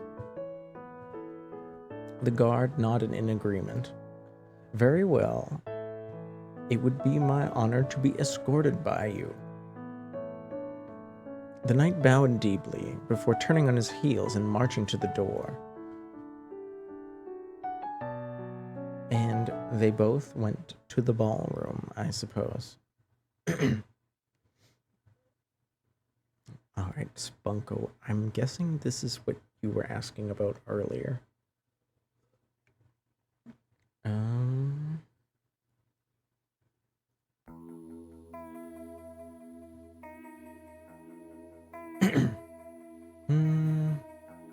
Yeah, everyone has good and bad parts. You want the bad parts to go away, but they always come back. You accept that you're like that, but you still kind of wish you were better. Well, I guess I can start with, it's good. I don't know what the good and bad parts are. It's kind of I guess a matter of perspective. So I won't get into those complexities right now, but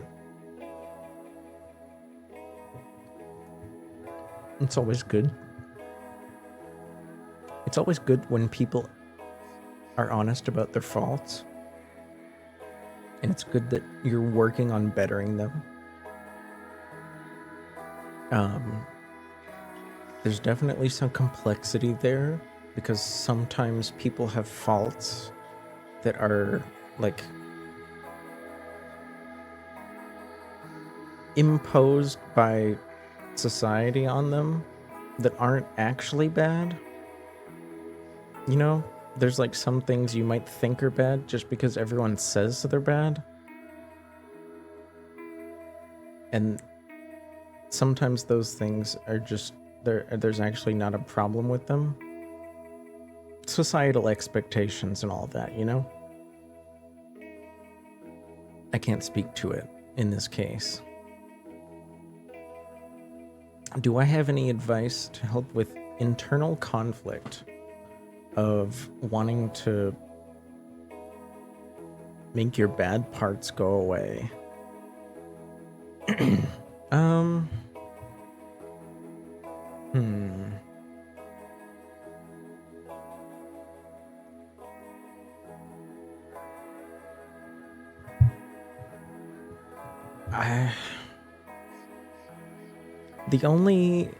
I'm not a professional. Remember, I'm just an anime boy on the internet. So while I do sound very calm and collected, and I suppose sometimes I sound more mature than the average VTuber, I'm definitely a goofball. I'm somewhat of an airhead most of the time.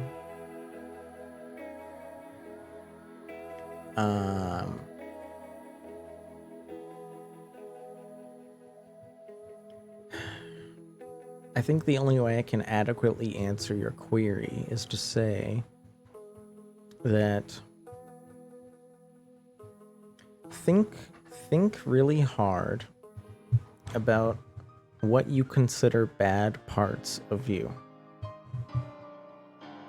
Analyze whether those quote-unquote bad parts hurt you or hurt others. If they do, then just all you can really do is try to work on addressing the causes of why that, you know, what those, I guess, behaviors. Try to figure out how those behaviors hurt people and avoid them. Or yourself. Whether those good or bad parts hurt others or yourself. Try to replace that behavior with something that's helpful instead of hurtful. I feel like that's the only thing I can really say, because I'm not a professional. I am definitely helped by the fact that I've lived with friends and a partner for many years, and they have been very helpful in addressing, you know, when I do things that are hurtful. Because sometimes you need people to talk to. And I'm sure you're only talking to me about this because maybe you're too nervous to talk about it with others.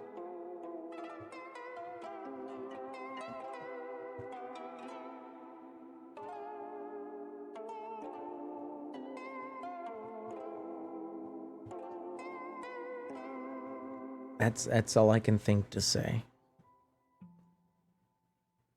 I'm sorry, I can't help more.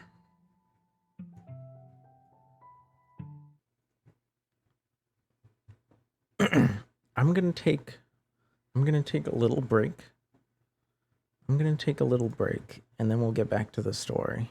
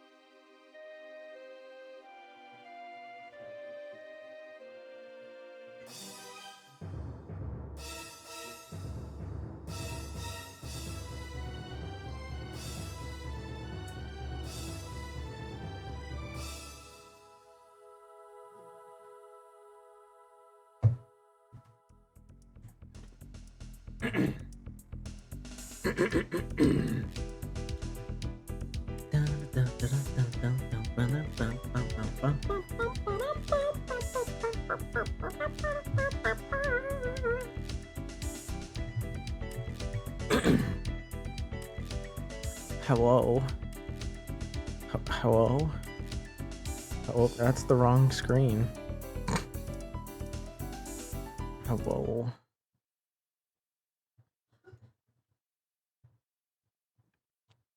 Hi. I'm back. Sorry. I just needed to, like, use the restroom and stuff. Hopefully we get to hear some music when the ball comes back. Or, wait, well, we haven't been to the ball yet, but hopefully there's some music. You've heard of people doing shadow work, Remy? I'm not really sure what that means, but I'm sure if Spunko Googles that, maybe it'll help clear up things.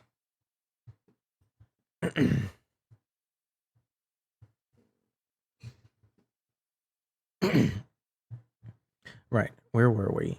Skylar, the high alchemist catboy, was being escorted to the ballroom from his quiet respite of the crowd in the flowery courtyard to meet everyone.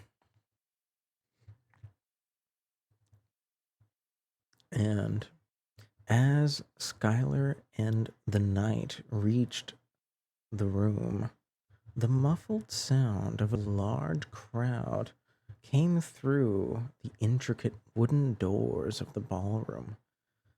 Here, the celebrations would begin. The aristocrats would arrive to enjoy some light refreshments.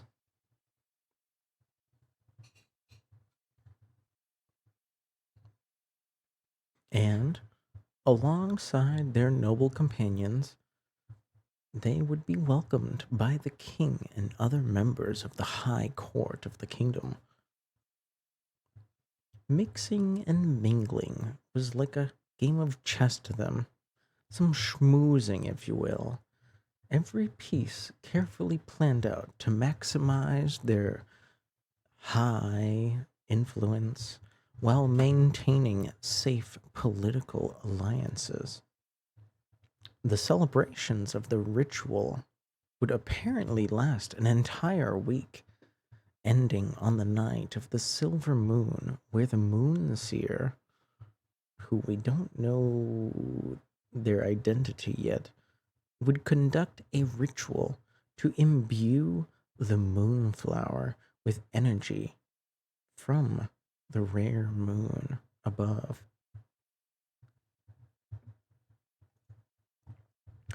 Humans knew little about why these rituals happened, why each piece of the carefully crafted ceremony had to be just so. They simply learned enough to keep themselves in power with it. A power that was waning more and more each day. If the ritual failed, their very way of life, and maybe their own lives, would be over. Skylar reached for the doors of the ballroom. Are you ready, Lord Skylar? No, Wesley, but there are many things in life we must do before we're ready. Skylar fiddled with the collar of his vest, adjusting and readjusting, knowing full well none of these actions made a difference.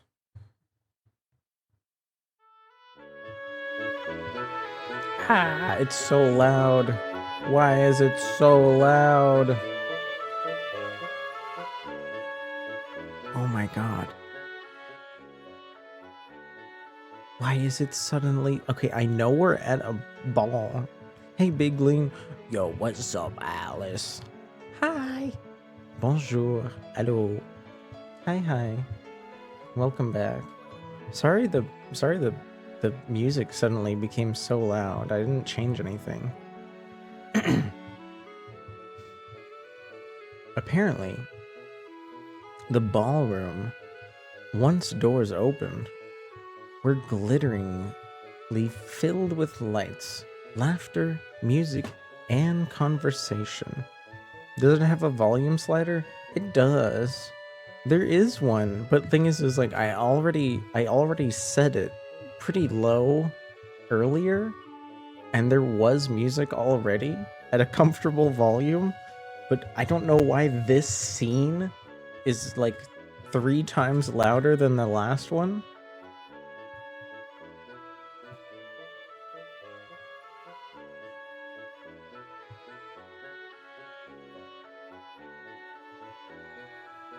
I guess so. You gotta remember, sometimes with these story games, they don't always they don't always put the most effort into everything being exact. If I had to guess, most of the budget for this visual novel went into just like all the art they had to buy, because it is I think it's quite long. I don't think we're gonna finish today. Definitely not.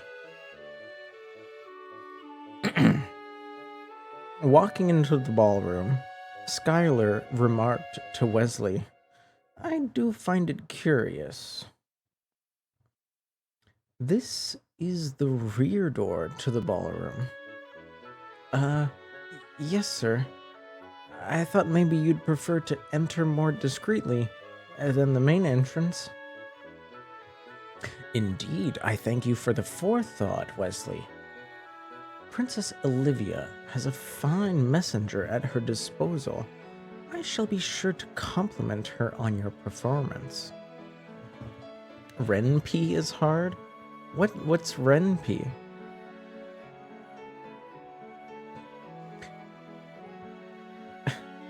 "And I will remark upon your good behavior after I've once more expressed my disapproval at being forced to attend such an event." Wesley smiled, unable to hide his blush at the thought of being complimented to the princess. "Of course, it was my honor to escort you, my lord. Should you need anything else, you have but to ask." The knight bowed deeply once more, and was gone, consumed by the growing crowd filling the room.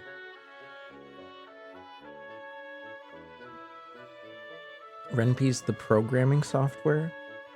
Oh, okay. I didn't know. I don't know anything about programming.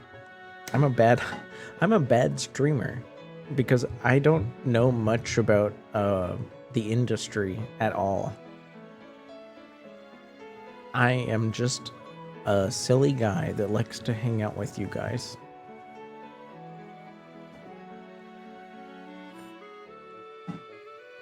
Skylar made his way to an unoccupied corner of the large ballroom, his eyes drifting over the growing crowd.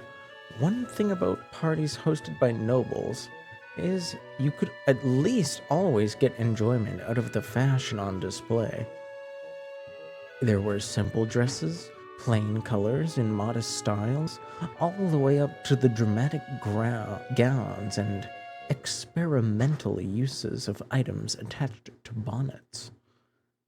Feathers and tulle, layers of sparkling stones, glimmering fabrics. It seemed everyone here had carefully planned how they meant to present themselves. Gentlemen wore the finest suits and hats available, many sporting intricately designed monocles and expensive pocket watches. "Hi, Edsel. How's it going, homie? How you doing? You still playing racing games and stuff?" I feel like I haven't even seen you. Usually I feel like there's like a few streams I'd usually see you hang out in. It's been a minute. I hope you're all right.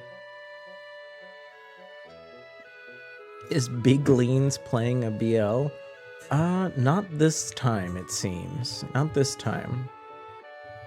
I believe Skylar, the cat boy, is quite enamored with the princess. So it's a bit more your average fantasy romance.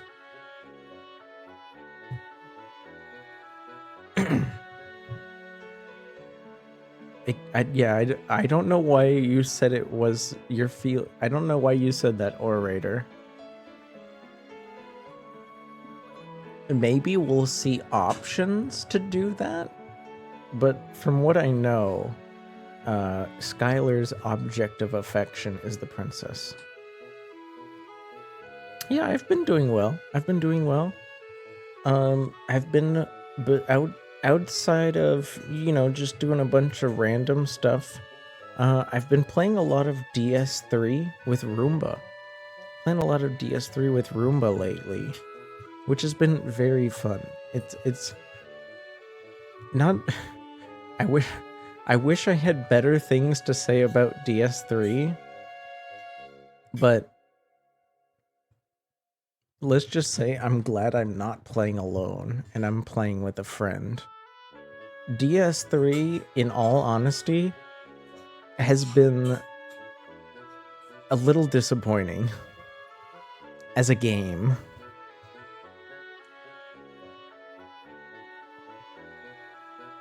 Like, this is gonna sound insane because I'm sure some of the Dark Souls fans, I'm sure there's some of you here. I'd say I'd consider 2 to be the best, followed very, very closely by 1. If I'd honestly, I want to say that 1 and 2 are like almost equally good, and then 3 is kind of a letdown. I expected a lot more out of 3. No problem, Edsel, no problem. So being able to play Dark Souls 3 with a friend has made the experience a lot more enjoyable. That feeling when no boy hole round. I'm sorry, Bebsy. I'm sorry. Yeah. I mean, Bebsy, if you know any decent like BL visual novels, let me know. Because honestly, on Steam, most of them seem kind of eh. Thank you, Edsel. But 3 has crab? Wait, Alice. Wait, I need to address this. When you say 3 has crab, why which crab? Which crab are you talking about? And also, why does that make it better? Every Dark Souls has crabs. They should probably go to the doctor then.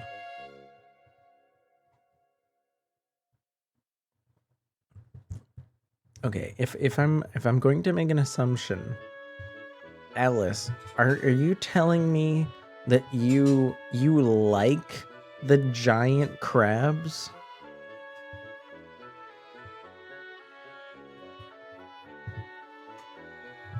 There's a good amount on Itch.io. I'd still like it if a trusted homie like Bepsi gave me suggestions, because honestly, and I'm sure you guys have noticed, I've done my best to get through a few visual novels. Sadly, most of them are pretty mediocre.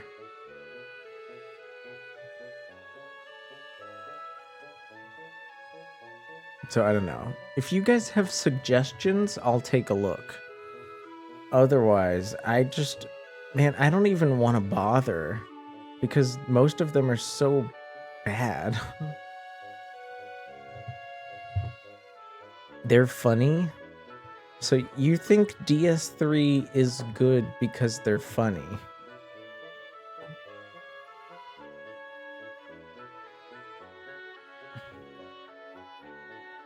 Alice. Alice. Okay. This is gonna sound very typical of me.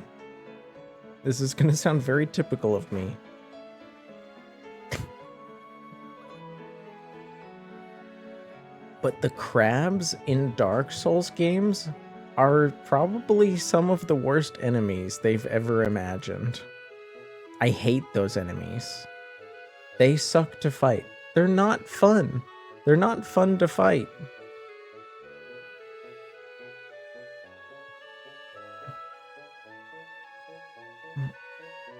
All the BL you can recommend is only suitable for public consumption by very brave folks. Well, a good way to know if it's safe, Bepsi, is if it has a category on Twitch, then it's safe to stream. You really just fight the giant crab once and then run away from every other time?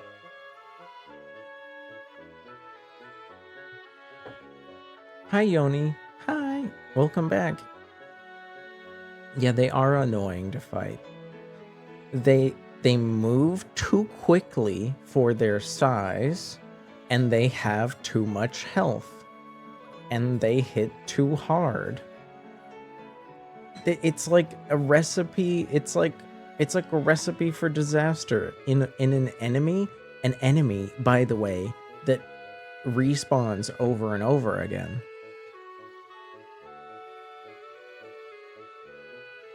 Should every enemy in a game be convenient to fight?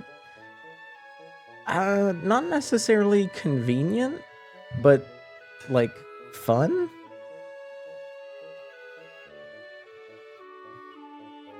I don't know how to say it. Everyone has their own opinions about what's fun to fight. Because I don't want the game to be easy, but I do want it to be fun. You had fun being chased? I'd say that's one of my biggest issues with DS3 is aggro range. I feel like DS3 overall decided to like get rid, like they went back towards a more linear experience, which I know some people liked about the other games. I didn't mind the like slightly, you know, it's not full open world like 2. I mean, sorry, I should say it's not like half open world like 2. It's closer to 1 in its linearity. Where am I going with this? But I feel like while 2 had its problems, they decided to take all of the fun things they like added to 2 and just throw them out the window. Like 2, all of the problems with 2 should have been a learning experience. And instead, they decided to throw away the fun things about 2 and make a shitty version of Bloodborne.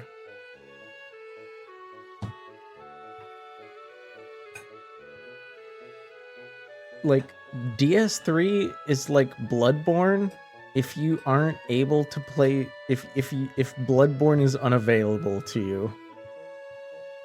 That's my opinion. I don't like how everything is faster. I don't like how I can't power stance anymore. I don't like that I can't rat. Why did they think that making areas unratable was fun? You like Bloodborne though? I haven't had the chance to play Bloodborne. But watching other people play, it's like they wanted to make another Bloodborne, but they couldn't. And I'm not here. I don't want to play Bloodborne. I want to play Dark Souls. You know what I mean? And okay, this last point. I promise this is the last point I'm going to make on the matter today. This is more of a personal grudge.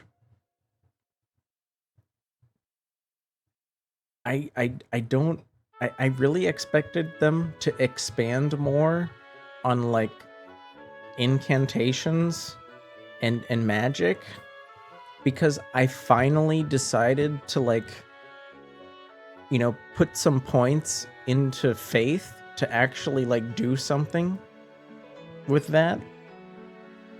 I'm not playing like I was the first game.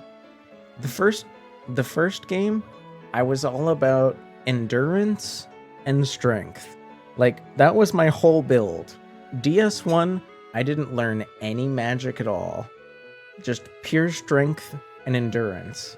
I wanted to be able to run. I wanted to be able to dodge a million times. And I wanted to be able to hit fucking hard. But this time, you know, I told myself, I'm playing with a friend. I can afford to experiment with faith. Why does FromSoft hate faith? Why is there so little to do? There's so few good incantations. And they just like didn't, I don't know. They didn't add anything in that department. But that's more of a personal grudge because I decided to put points into faith. It feels like they didn't do enough in the incantation department. But like I said, that's more of a personal grudge.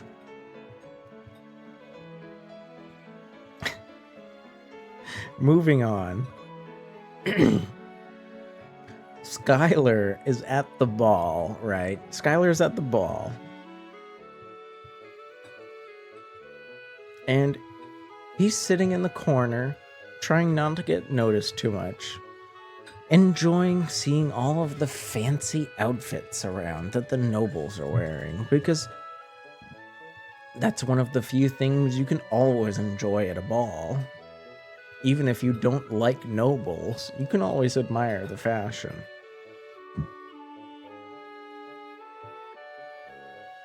As the venue filled, so too did Skylar's tolerance for the noise of the crowd dissipate. He had had his fill of his people watching. The grandeur may have been a fine sight to behold for many, but not him. It was easy for him to understand why people would want to celebrate during the Moon Fair. It was a festival specifically designed for celebration, and a rare one at that. Not a single person in the room was likely to have been alive at the last Moon Fair festival. Even the royal family, whose connection to the Moonflower granted them an extended lifespan, had all perished since the last celebration. The only soul to have seen the previous festival was himself. People enthusiastically gathered to see the magic of the kingdom replenished, to participate in the history of it itself. Still, it didn't make the idea any less it didn't make it less repulsive for the cat boy in attendance. Schuyler could feel anxiety and disdain for the nobles rising within him. He understood the excitement. He'd felt it once himself in the past. A mere child, he had been in attendance at the last moon fair. He'd witnessed the week-long fanfare, the week-long rituals, and the week-long merrymaking. Through all of the glamour and breathtaking fascination, he still remembered a picture in his mind of his mother's smiling face. Her smile comparable to the chandeliers above. A smile he hadn't seen in 90 years. The length of his lifespan and his memories of the past followed him every day. Snapping his eyes to the doorway, though, he remembered why he was here. He searched for the lovely Princess Olivia. Had she not coerced him to come, he would have simply left his alchemic contribution with the advisor and been at home already, safely in his room. Now, where could this princess be? As much as the cat boy complained about being convinced to attend, most of his bluster was merely for show. He would have been in attendance either way, just a lot less obviously. With his grand plan to protect the princess laid ruin,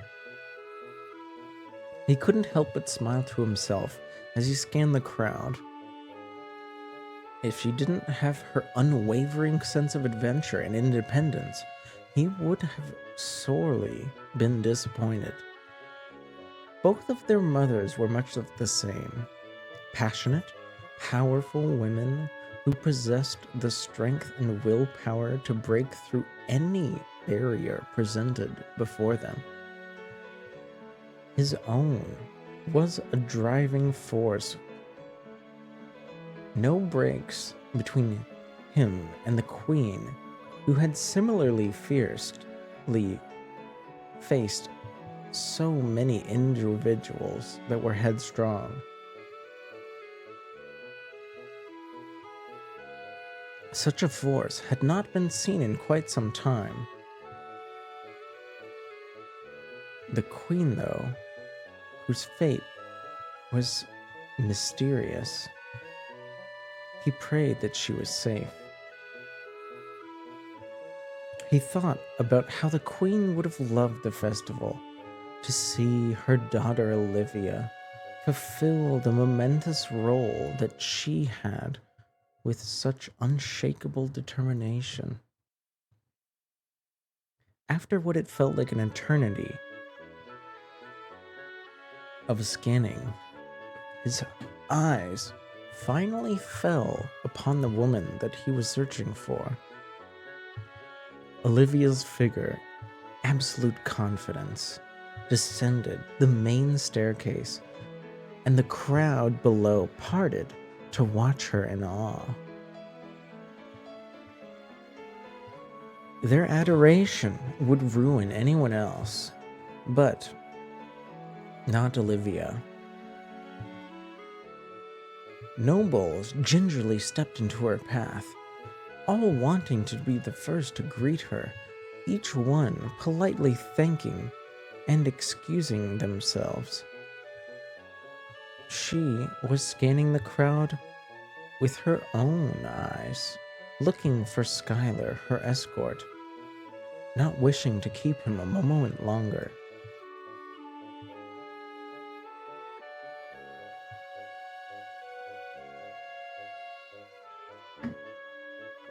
I don't like this line. It's unnecessary.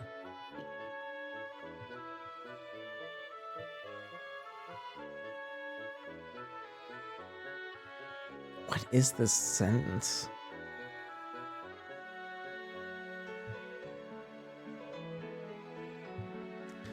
Noticing that she was having trouble finding Skylar,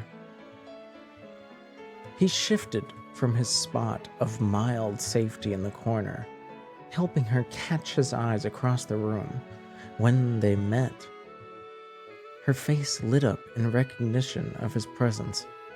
She pushed aside the shocked nobles trying to greet her and beelined for her favorite official, the High Alchemist Skylar. Why, there you are, Skylar. I've been looking all over for you. Have you now? You seemed quite happy conversing with the, well, whoever that was in the bird's nest. Olivia made a great effort not to giggle at his fashion critique. Quite awful, isn't it? Indeed, Olivia, but what would a festival be without questionable style choices? Shall we make our rounds? The princess linked arms with Skylar, her hand lightly brushing against the pristine ivory of his exposed limb. Skylar thought to himself about her fascination with his arm. She doesn't even realize that her fascination is out of place. Do we have to? We do. The rounds are to be met. Skylar groaned, scanning the area for a possible choice of target that was less infuriating than the next. Very well, Olivia, if we must. Come on, Skylar. It'll be over before you know it. Doubtful. Muttering under his breath,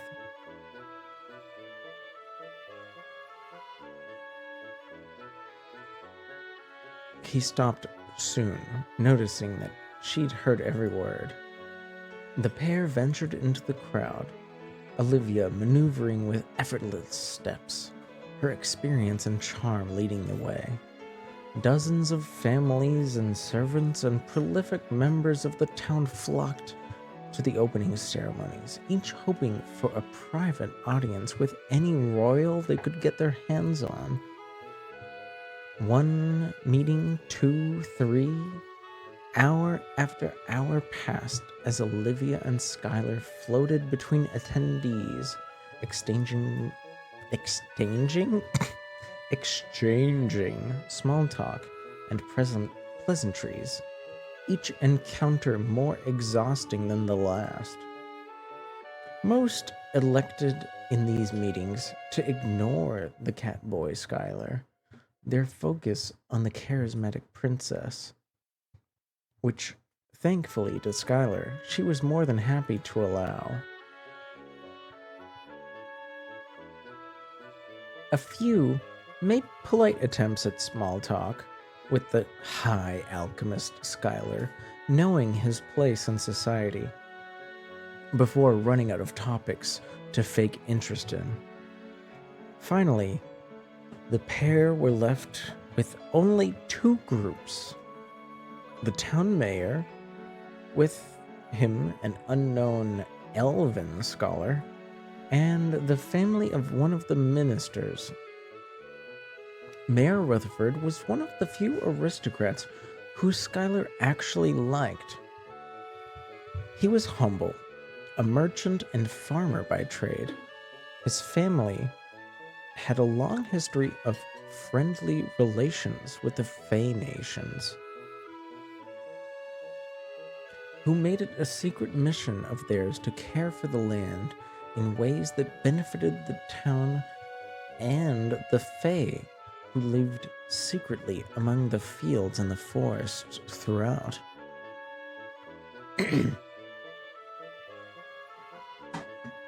Okay. This looks ridiculous. Maybe, is this just a way to, like, announce that he's about to enter the scene? They'd better have drawn this guy. He'd better not just remain a shadow. This is ridiculous. Why can't he just be a person? Why is he a shadow?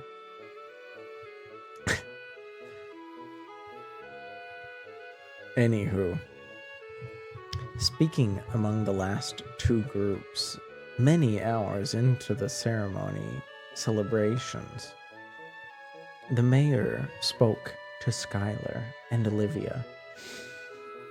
Delightful start to the celebrations, Your Highness. You even managed to get this grouch to attend.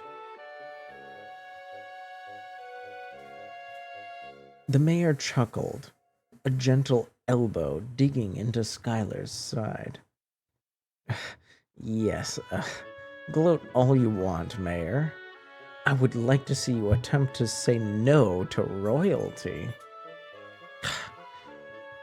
Only you would try to resist the princess, my friend.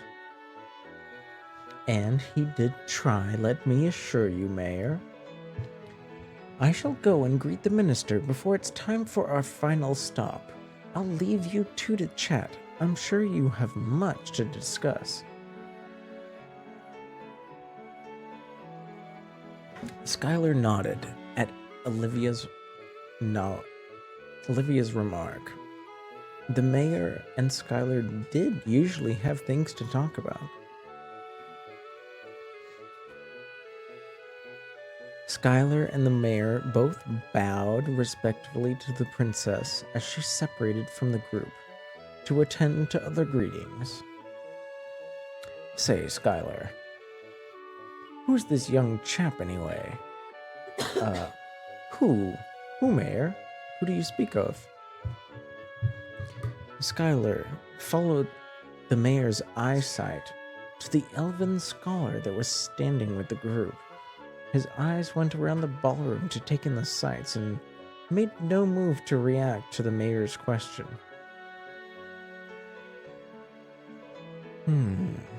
The mayor doesn't know? I'm afraid I don't know. I was assuming he was connected to you. Oh, there's a guy on the side over here. There's a guy. Hi, Screeb. Hello.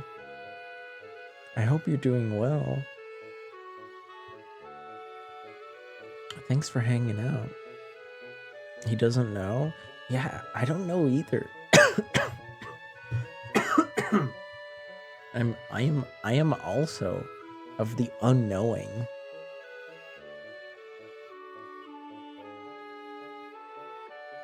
So, the mayor was noticing the elven scholar and asking Skylar about him. Skylar was unaware and thought maybe the mayor knew him. Me, Skylar? Why would I have such connections? I've never met that elf in my life. Skylar had only assumed so because they'd been chatting already. They stared at each other in disbelief before turning their attention to the young stranger. Short, raven black hair, a deep blue overcoat balanced carefully over his shoulders, jade earrings dangling from pointed ears. The elf's eyes were a hypnotic duality of color. It seemed to shift in hue as the angle of his gaze shifted around the room, sometimes blue, sometimes purple.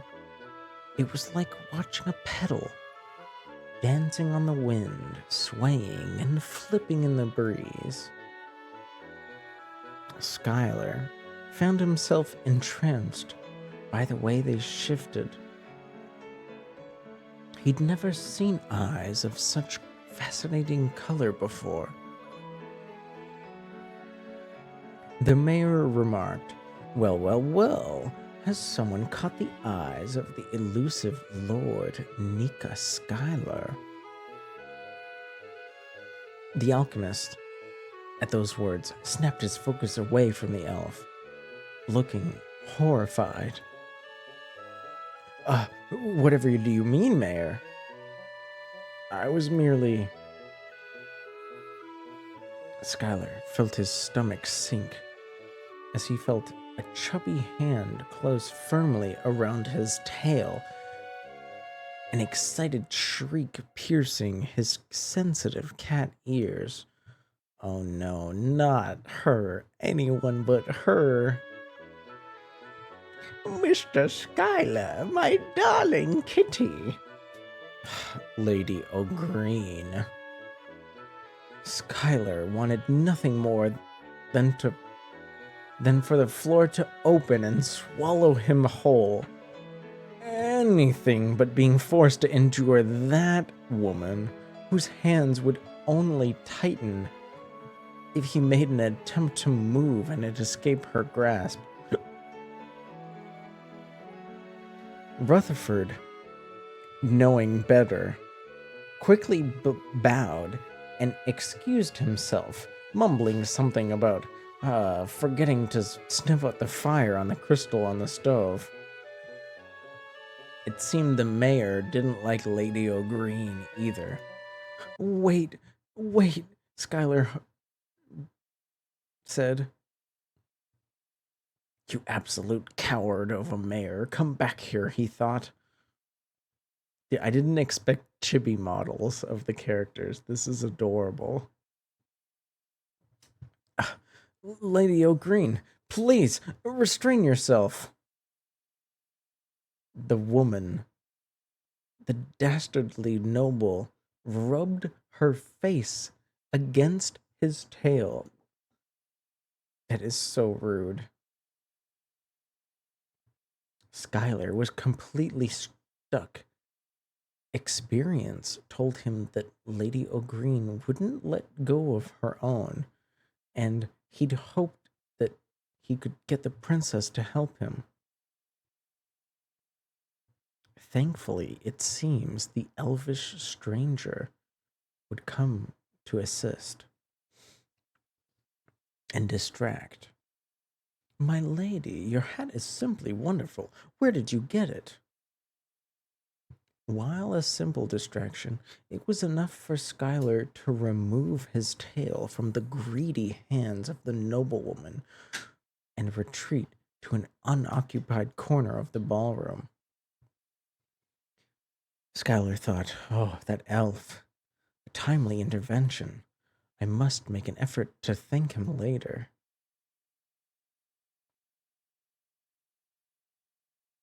The elf had been quiet so far, but he couldn't help but wonder why he'd chosen that moment to finally speak up. Schuyler let out a heavy sigh and leaned up against a wall, trying to overcome the exhaustion he'd felt from having his tail grabbed by some jerk.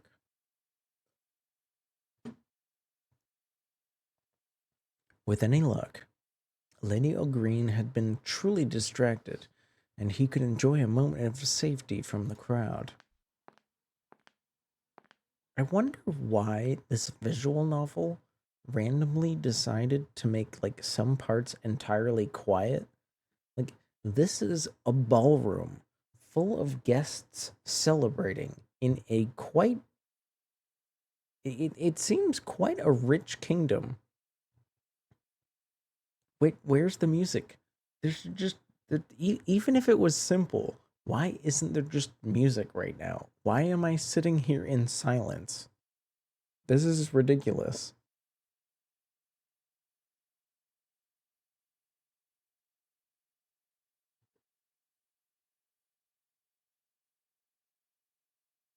Why is this silent? This is ridiculous. I said history. Give me the history.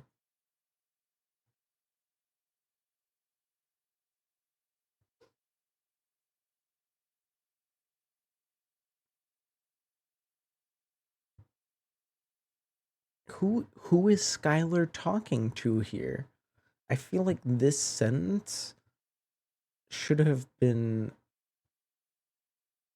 written in italics to like be a memory of the sentence he spoke to Olivia, cuz like Olivia promised to hang around him like almost specifically so that she could swat away Lady Ogreen. Why is this just in quotations instead of like a fully fleshed out thought? Anywho,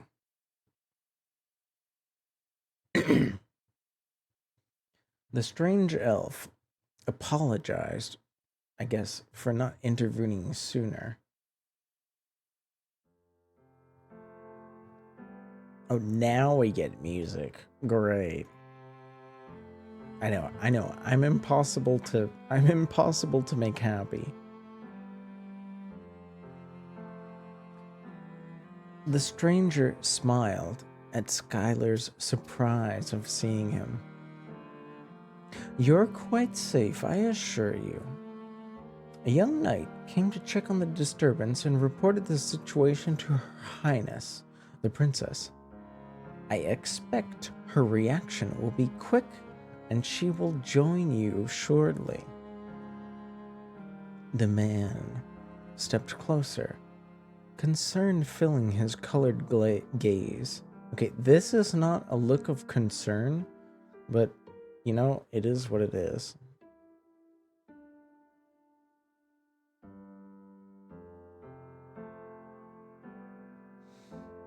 Putting that aside, though, my fair weathered friend, are you all right? Skylar thought to himself, no, I'm not all right, but I can't exactly be free with my feelings at these events. I am significantly better the further away I am from that woman. Forgive my candidness, my elvish compatriot, that was rude. Your intervention, though, was most timely. You have my sincere thanks. Skylar bowed deeply to his elven protector of the moment, who merely smiled and shook his head in response. Nika Skylar is my name, High Alchemist of Ashmire. Finally, we have a name for the kingdom, Ashmire. A pleasure to make your acquaintance. The taller elvish male bowed in return, but did not offer a name. Skylar pushed on. Wait, why is my model freaking out? Hello? Oh, ooh. Okay, I don't know what happened. Skylar pushed on. Have you attended the Moon Fair before? To anyone else, this question might have seemed preposterous, but elven life, like the Felinis, was just as lengthy. Both fae of different shapes. Are you... The elf interrupted. It's just wonderful. From the fascinating fashion to the way these people interact with each other and their decorations. I've never seen such a display of beauty. The food and drink is plentiful, and words are traded as freely as water traveling down a stream. 1,000 questions ran through Skylar's mind at the sight of this man's eyes glistening as he watched the ballroom in amazement. It certainly is a spectacle, he agreed. Though, it has made me wonder, the elf said. What is it all for? What? Skylar stared at the man, dumbfounded. Was he just was he living under a rock? Did he not know why he was in attendance? What is it for? Yes, the elf remarked. I've gleaned this is the first of 7 nights of celebration, but I am not yet fully within a grasp of the purpose it serves. The stranger tilted his head like a confused puppy, looking to Skylar for answers before returning to people watching. Skylar thought this elf was fascinating, considering that he had no idea why he was attending such an event, but was here nonetheless. He'd merely existed in front of them. He had not done or said anything particularly interesting, but he struggled to look away. Perhaps it boiled to their Fae connection. They'd all had some kind of latent connection of natural magic that was shared. This elf felt different, though. He felt like he might have met him before. What, we have choices? Oh my gosh, we finally have choices. All right. First person to make a choice gets the choice. It's all on you. I'm gonna go get some water.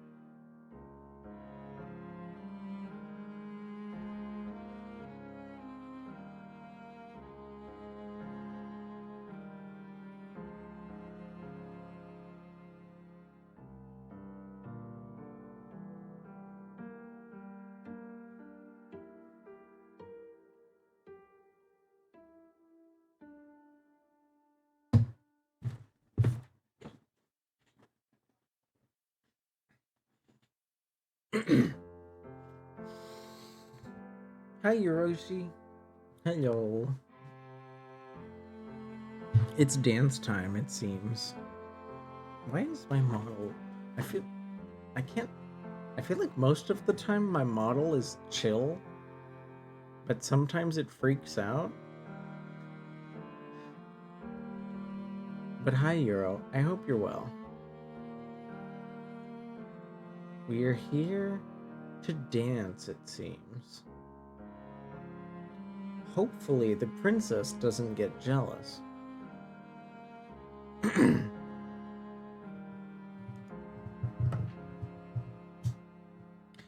Skylar shifted positions nervously, perhaps a little shy at the thought in his mind. my elvish friend, I can't help but notice you seem interested in dancing. The stranger, his eyes alight, glanced back. Very much so. The people here, they move with such rhythm, each knowing exactly what the other is doing. They move like they're the only important thing in the whole world.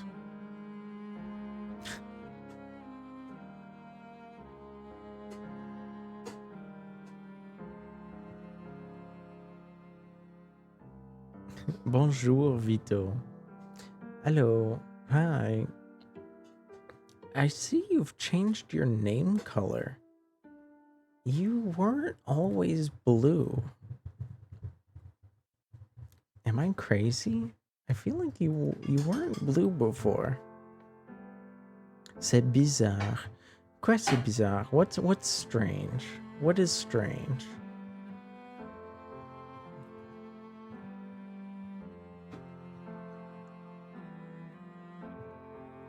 Your name is green for you? Well, on stream it's purple. And for me it's blue. Let me refresh my chat and see if it changes. Oh, it's definitely purple. It's definitely purple now. It looks teal for you?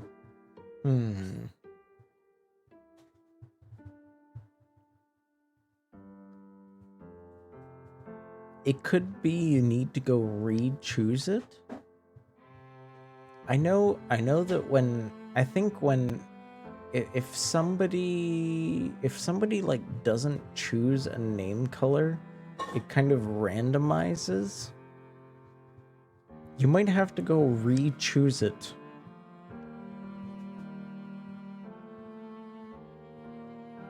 Anywho, thank you for the redeem. It's nice to see you. J'espère que tu vas très bien. I hope you're doing well.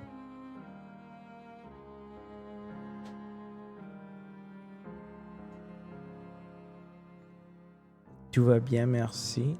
Oh, c'est pas de problème. Je n'ai pas de contrôle. Je n'ai pas de contrôle pour ta bonneté. I don't have any control over it, but you're welcome.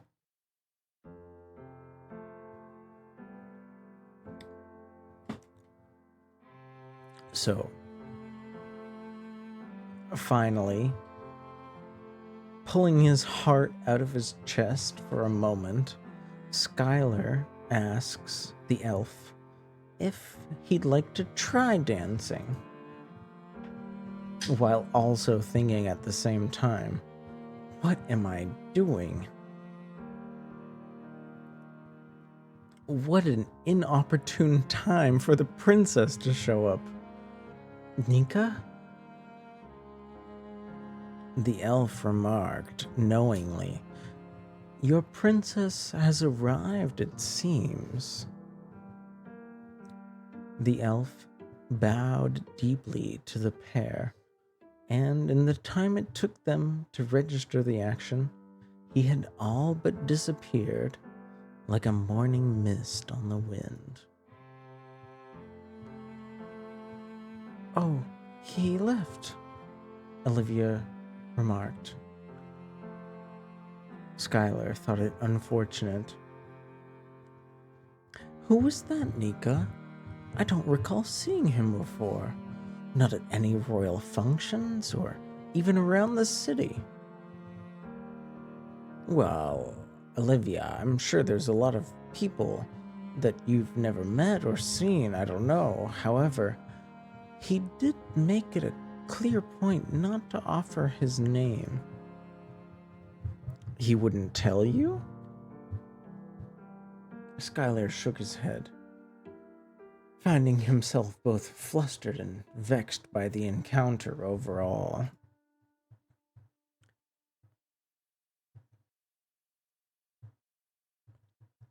so preoccupied with his feelings about the encounter, Skylar did not notice that a wicked smirk passed over the princess's face, and a gentle hand tapped him on the forehead. What are you doing? Me? No, the garden over there. Of course you. With a sweep of his arm, he removed the intruding hand from his face, folding his arms across his chest in protest, an accusatory eyebrow raised. I've never seen you so distracted. I thought you'd perhaps fallen ill, Nika. Say what you mean, princess. Olivia crept closer to him, a mixture of both excitement and worry on her face. I mean exactly that, Nika. I've never seen you so distracted by someone before. Did something happen with that man? No, nothing. Nothing happened whatsoever. Olivia's face changed again. This time, Skylar could not fail to notice that she was grinning, even if he wanted to ignore it. Did you want something to happen? She raised her eyebrow. I forgot how to talk. Did you want something to happen? She said suggestively, raising her eyebrow. Her entire demeaning? Demeaning? Why? I can't talk. I forgot how to talk. Her entire demeanor, suggesting gossip. She wants to eat his liver? I doubt it, Bepsy. I doubt it. But, Bepsy, since you're still here, aren't you excited that Skylar might be interested in this elf bloke? I thought you went to sleep. Dear Bepsy.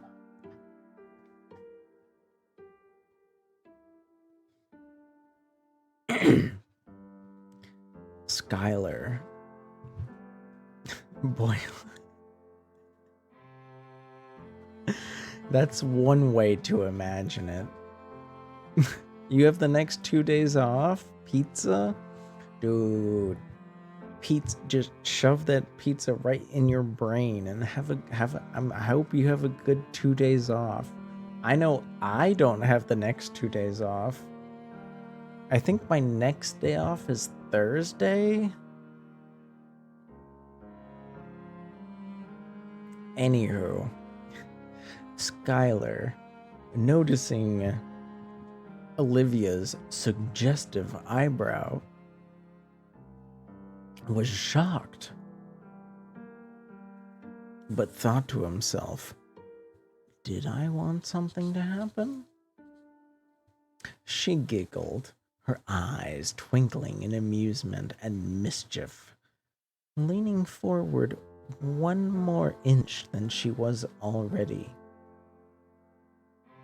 You deny nothing, Skylar. Never mind any of that, Olivia. Skylar waved his hand dismissively. His heart, though, pounding away in his chest like a hammer at the prospect of being caught thinking of someone else. How could I be caught? Nothing even happened. I have been handled and leered at quite enough tonight, Olivia. Are we done?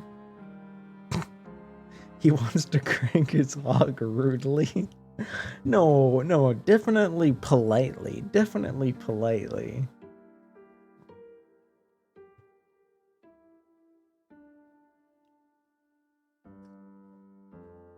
After his display of emotion, her grin, playful as it was, gave way to an expression of remorse.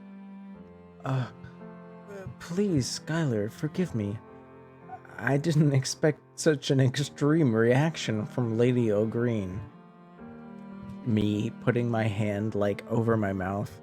Skylar literally told you this exact situation would happen? What the fuck were you thinking? Bonsoir, Edsel. Good night. Good night. Good night, guys. Good night, Edsel. Thanks for saying hi. I hope you have a good night.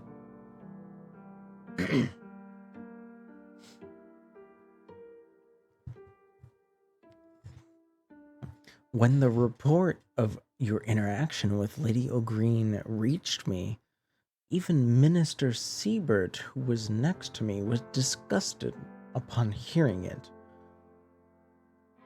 Skylar thought to himself, I'm sure the minister thought it was entertaining, though. Did he believe it?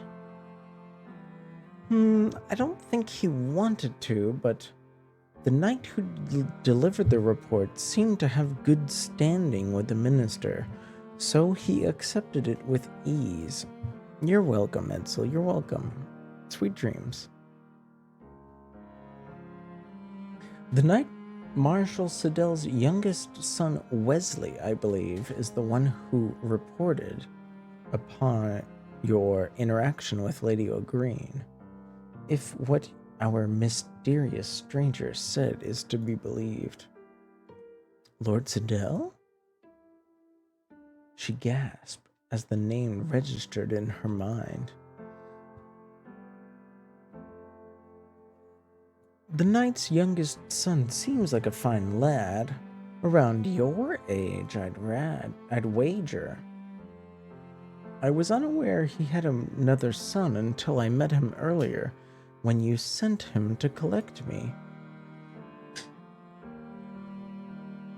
Olivia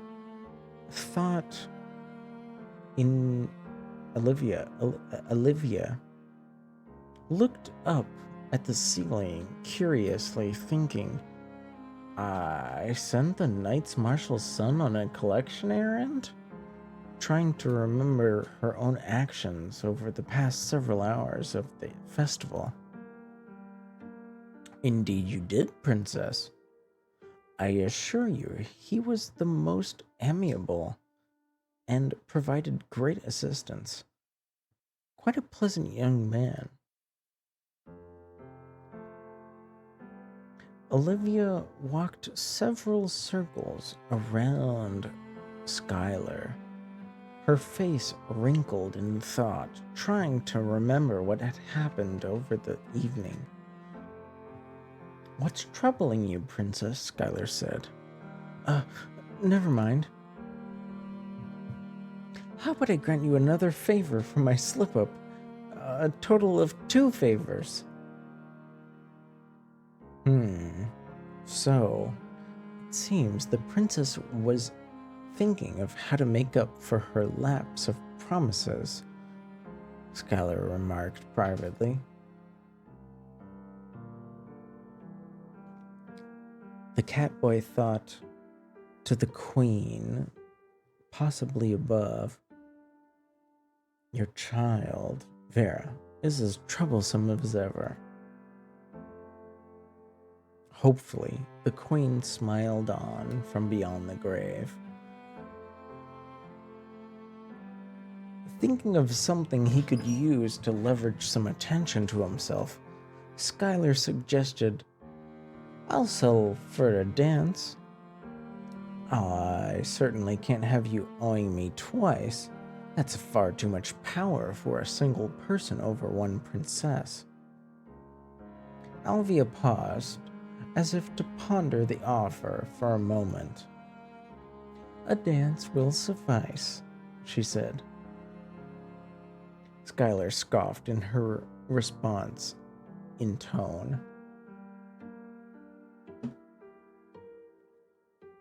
It will suffice?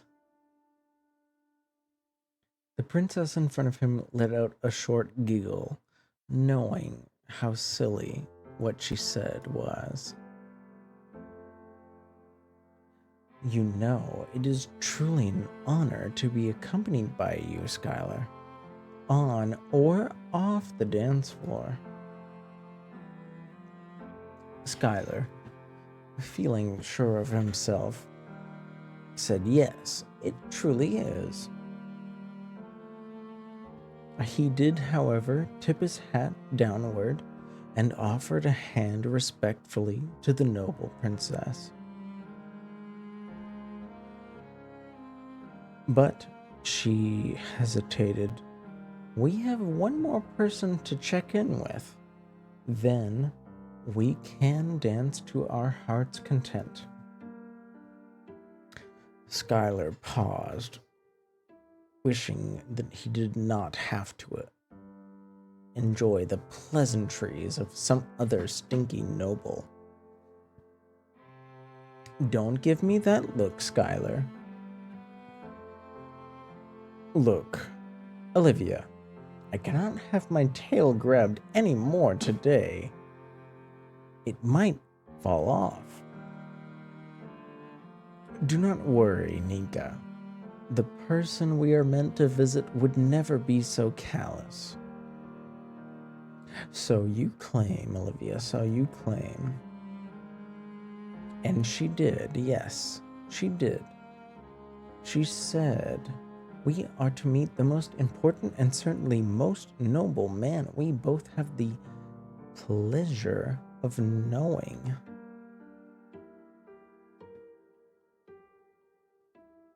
Skylar sighed.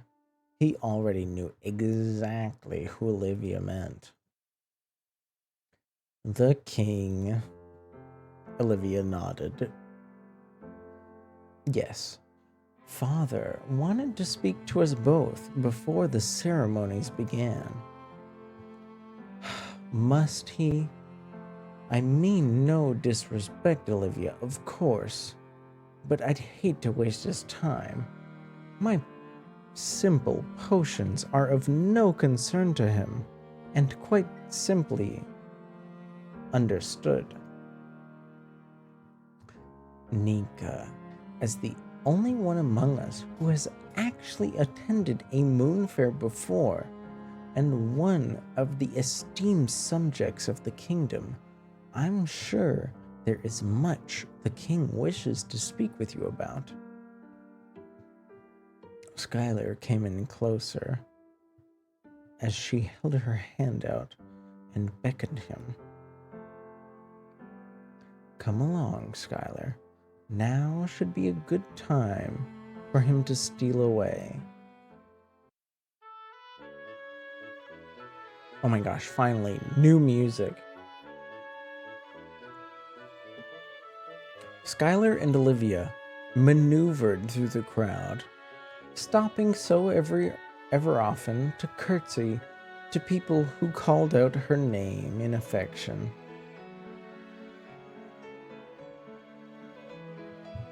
Skylar, knowing the intricacies of nation building and nobility, remarked that the princess was quite an exemplar about the grasp of statecraft when it came to interacting with those of her stature. But, as expected, the king wasn't too hard to spot, and his gaze locked onto him after only a moment of scanning the crowd. One would think he'd always have a crowd surrounding him, but fascinating as he was, it was quite the opposite. People stood a fair distance away from the king, cautiously awaiting his invitation. Had they not been summoned, they could only wait and look on in awe and wonder. Skylar thought to himself, the king, for one who exhibits such intense buffoonery, Aemon, truly is a fascinating and charismatic monarch. King Aemon Dun, husband to the Queen Verileth, and father to the Princess Alvioleth. Their reason for differing surnames bears no mystery to anyone. The royal line of the kingdom belonged and stayed with the female bloodline. Queen Vera refused to relinquish the name of her ancestors upon marriage. King Aemon was the type of noble who was raised to be king, though. He was presented as one of the approved suitors of Vera as princess when she was meant to choose. The court was keen to once more have a king in place for the future. At the very least, though, someone easier to control than the fiery Vera. The council did not approve of her independence. He relished in the attention that the nobles gave him, but did little in terms of policy and governance. Most of that fell to his elite ministers. Royalty and its intricacies was truly exhausting, Schuyler thought to himself.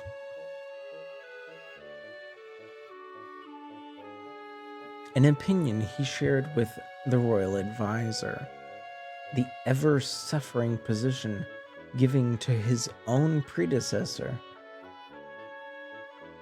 a role which Schuyler would certainly never take, no matter how much the Queen Vera had begged him to take.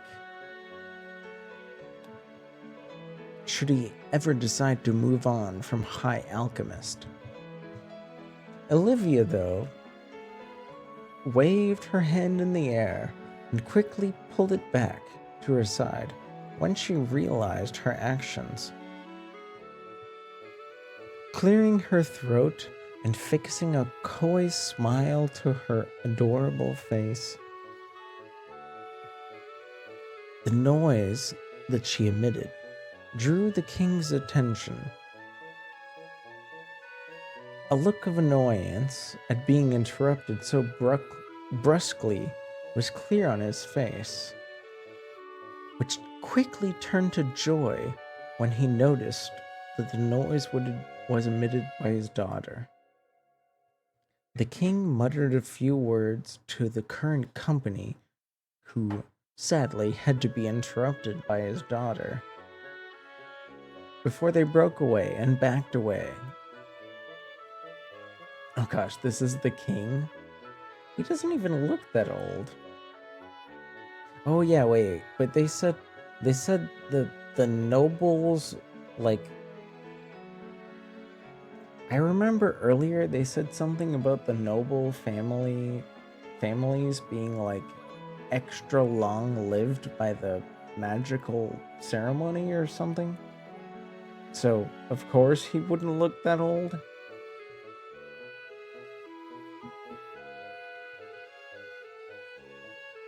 After politely waving away the guests he was currently talking to, the king wasted no time making his way towards his daughter, embracing her in a dramatic twirl before lightly nodding his head toward the high alchemist appointed by the queen.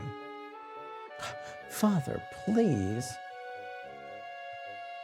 Alvia giggled as her father lowered her once more. "Alvia, my gorgeous love, where is your gown?" Alvia shook her head at the suggestion. "Tonight is a mere introduction to the festivities, Father. I wanted to save the gown you chose for the main event." "Save it, my dear. Wear a new one each night. This is our moment to shine to the whole world." The festival, after all, only happened maybe once every lifetime or two for most. Skylar decided to stand as far back as he could without seeming rude.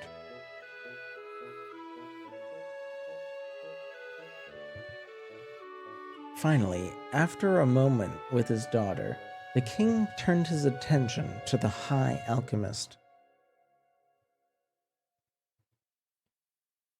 I was not made aware of your attendance tonight. I was under the distinct impression you had elected not to participate. His daughter made no answer, but the king affectionately petted her hand to silence her.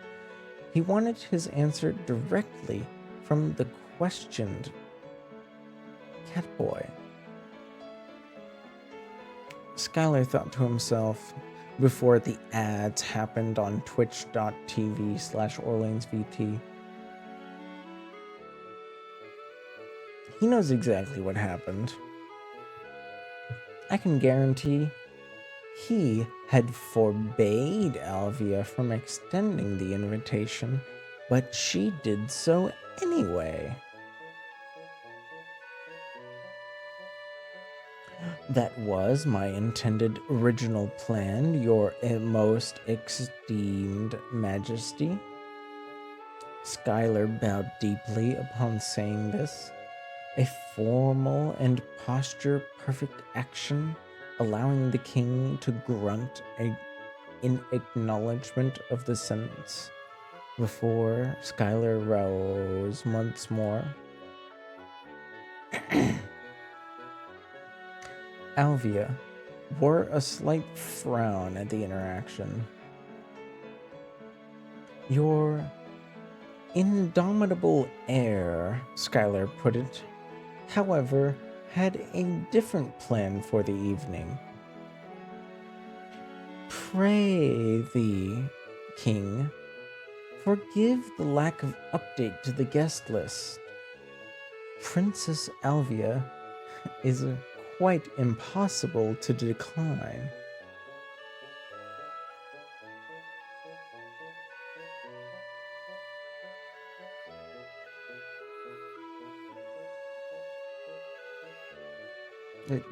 What is this? What is this sentence? How does this relate to the interaction?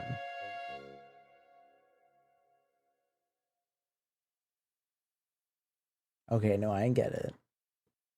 I feel like this sentence is meant to be like a private. It's meant to be like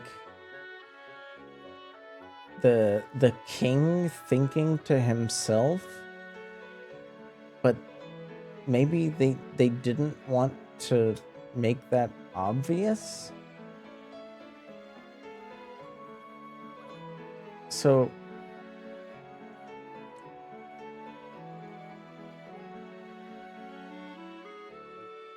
no, I'm reading it wrong. Skylar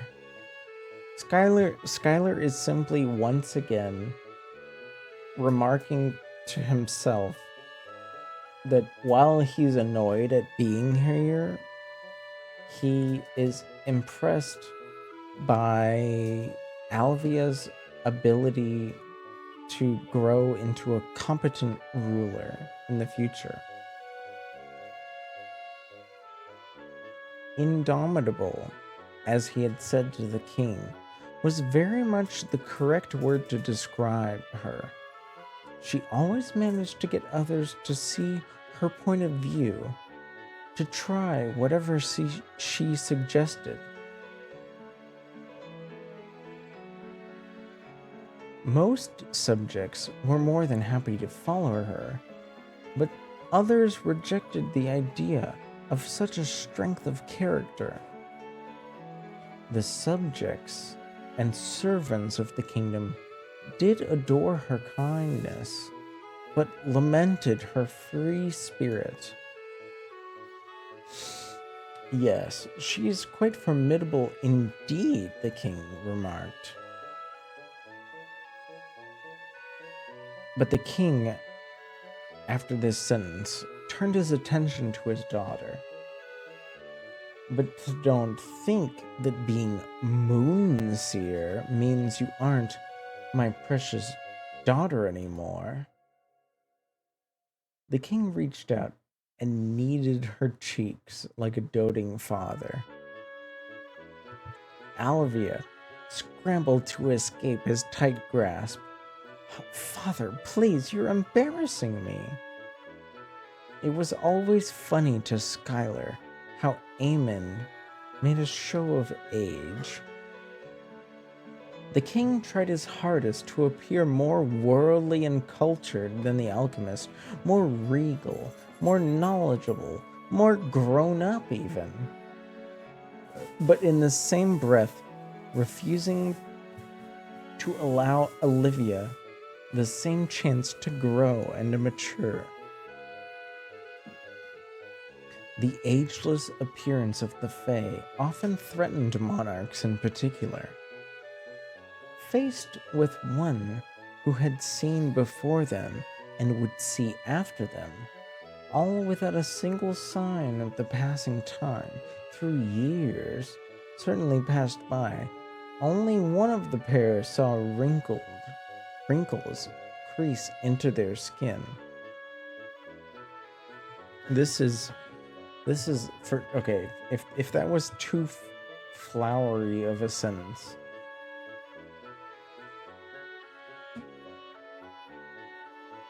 the king is trying to navigate the conversation in a way that, while he knows he has more power at this time than Skylar, he's well aware that Skylar will outlive him. And when it comes to influence on the future, the king is well aware that one's lifespan, especially in a high place like nobility or service to the kingdom, you can if you can outlive a king, you can outlive his kingdom. You know what I mean?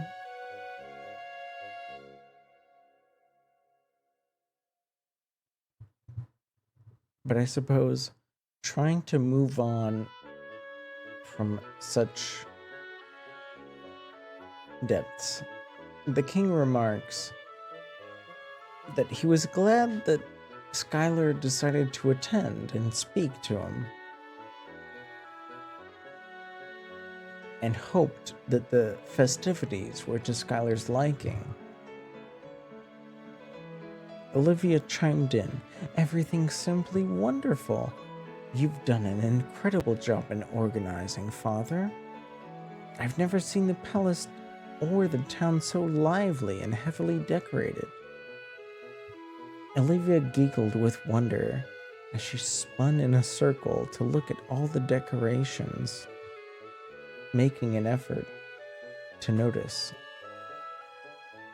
"Well," the king remarked, "the moon fair symbolizes a refresh of our society so that we can continue to live the magical lives that we've all become quite entitled to." Skylar thought about that entitlement. "As my daughter is chosen," the king said, "you are to be her guard for this evening. I trust you will keep her safe." The emphasis on all of these words was very direct to Skylar. He was granted permission for this night only. Not that he wanted to spend any more time here.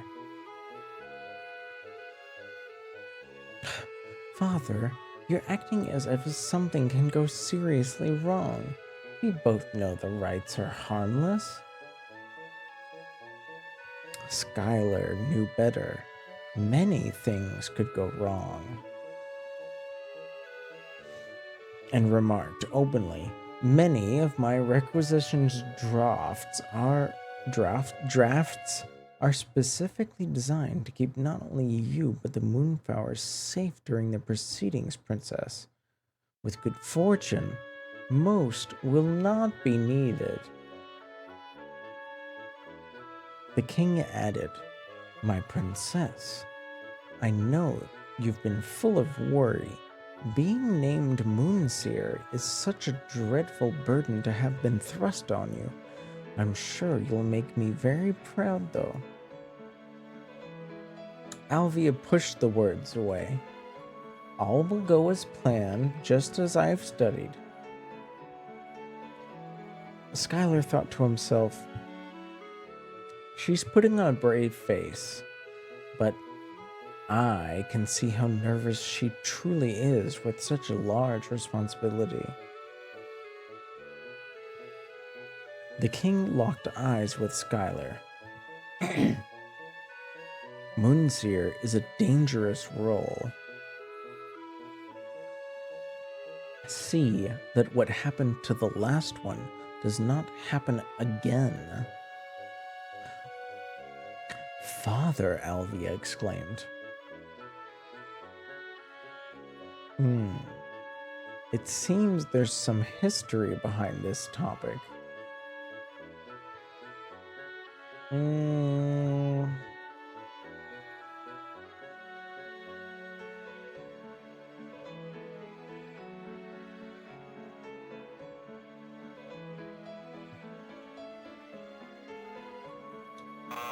Oh. Hi, Solar. I hope you're doing well. What do you think, Solar? The king has just remarked about how something happened to the last Moonseer, and somehow I suppose we are involved. Should I be polite and ignore the jab, or should I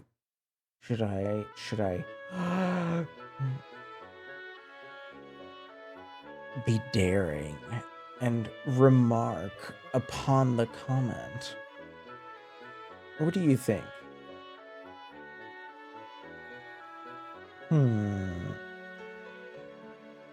If you're unsure, that's okay.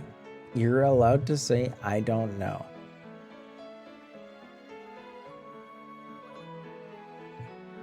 I won't lie.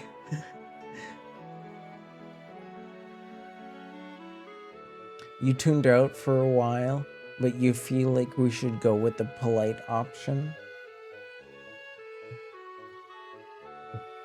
I won't lie, I was thinking the same thing. While it might be interesting to see how a dramatic outburst might sound, I feel like I'd rather be polite too. The king would only make such a remark if something bad happened to the last Moonseer, and if his daughter is the current Moonseer, he wouldn't want something bad to happen to her.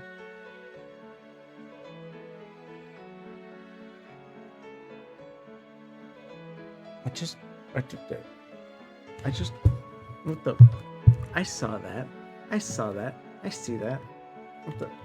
Okay, I don't know why this is happening. But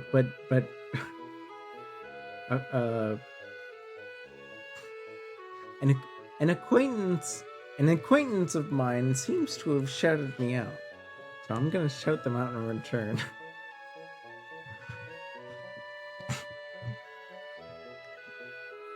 If y'all don't know Netoyo is a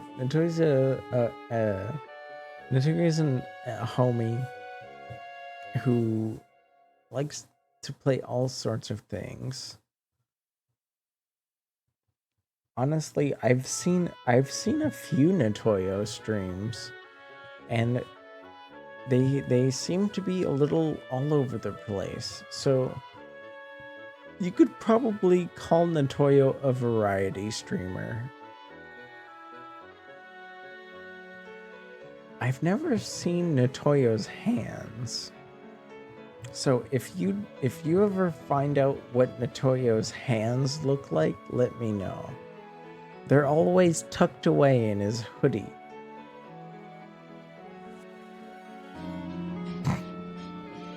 Natoyo! I saw that. I saw that. I saw that.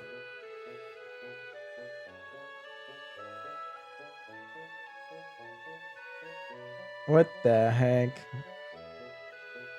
Orca raid? I saw that shout out. I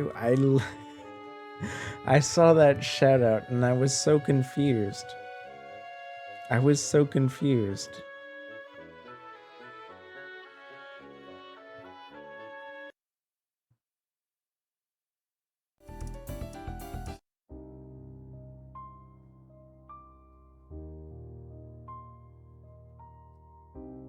You shout out the raids? That's fair. That's fair. I just wasn't I noticed the shout out pop up and I was like, I don't know why this orc is shouting me out, but I'll get him back. So I it's funny, I just shouted you out right before you showed up. How was stream? How was stream? Dun dun dun dun dun dun dun dun dun dun. It was painful. Oh no! What happened? Why was stream painful? I'm sorry to say that I might end soon as well. It's getting quite late. Oh. Hi, Hrustuski. Hello.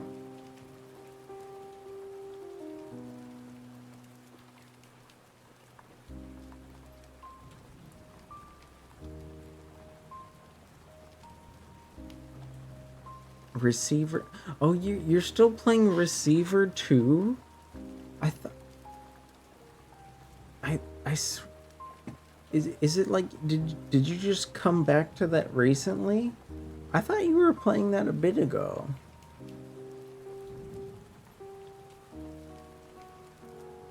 Well, I'm sorry it wasn't fun. You've been trying to play it nonstop till you're finished? Fair, fair. I can definitely admire perseverance. I'm sorry that your perseverance hasn't paid off. Is there anything in particular about the game that like has been giving you trouble? When you die, you get sent back a whole level? Okay, so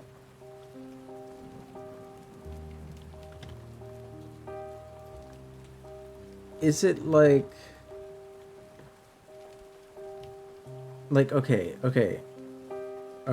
so you get 4 levels in a row and then you die and every level takes like 40 minutes?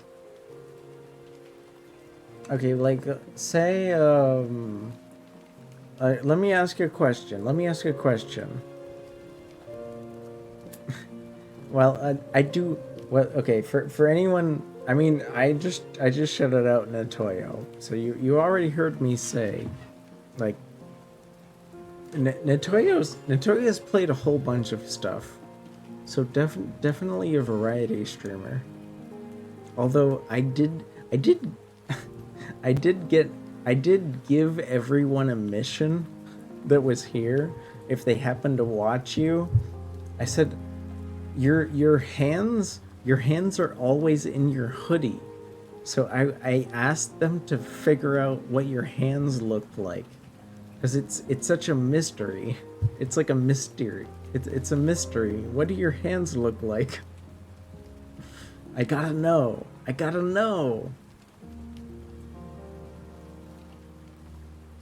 You have shown them? Want to see them? Well, I feel like...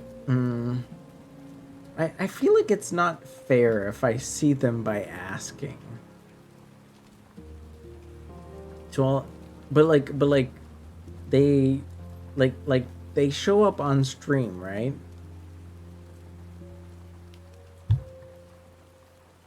I almost forgot. For anyone that's coming in from the raid, I normally look like this.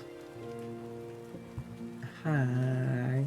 I normally look like this, but you know, I have a couple. I have a whole bunch of outfits and stuff that I like to put on sometimes. I suppose this one might be most appropriate, considering our black and white orca friend showing up.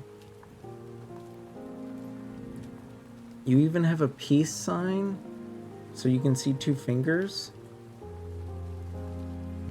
Whoa! Whoa! Whoa! Yeah. No, it's, I guess, every time I've happened to drop by, I've never had the chance of seeing your hands. Yeah, if you want to. If you want to. I feel like it's unfair to ask. I feel like I should only see them if I'm actually there. But if you want to, that's okay.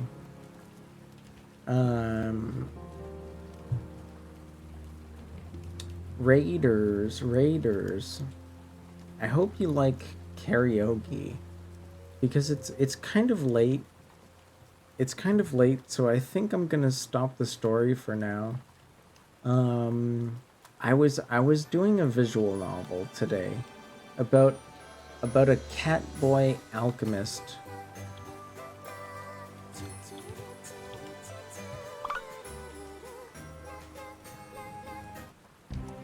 In service of the kingdom. He provided like potions to a big event and didn't really plan on going. But his best friend, the princess, wanted to hang out with him. So he decided to go to the event. So far, nothing too crazy has happened besides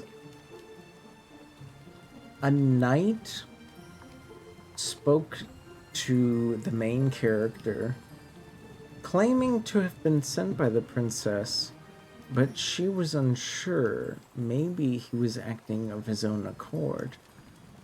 Also, an elf that is unnamed drew the catboy's attention away from the princess to a degree.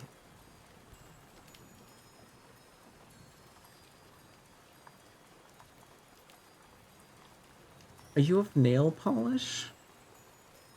Am I right? Do you have nail polish, Notorio? It's hard to see. Nail polish is pog though. What? Cassidy? Catboy Meowie? No, it's not that Catboy. The Catboy is in the visual novel. But hi Cassidy, hi. You're just joining us from another raid too. Oh my gosh. Oh my gosh. Oh my gosh. Oh.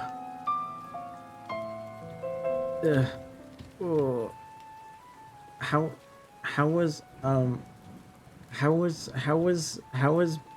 was Bag of Milk 2?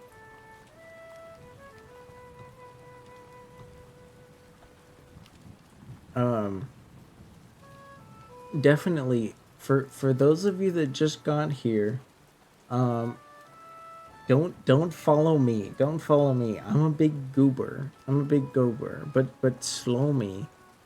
Thank you for the follow, Slomy. Bonjour. Merci pour avoir activé les notifications de mon canal.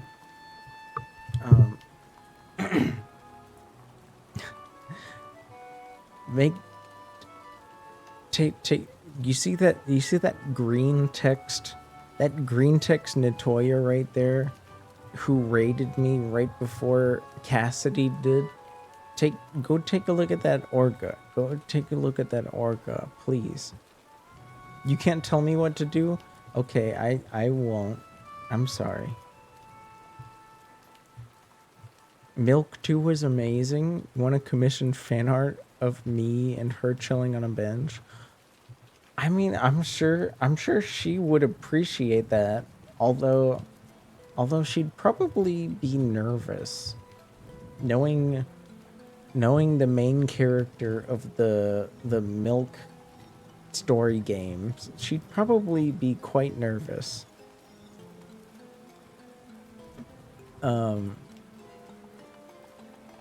I was just about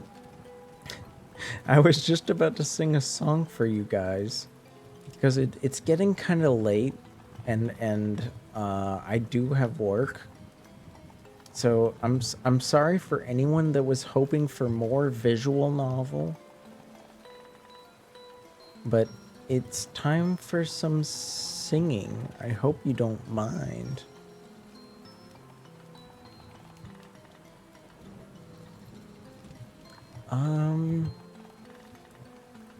Netoyo and Cassidy.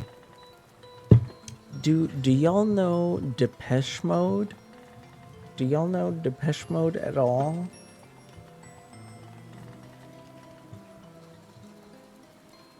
Yeah. No problem, Netoyo. If you gotta go take care of stuff, go take care. Please. Of course, anyone that's been hanging out for hours and hours and hours, like, take care of business. I'll always have another stream. You don't have to. Of course.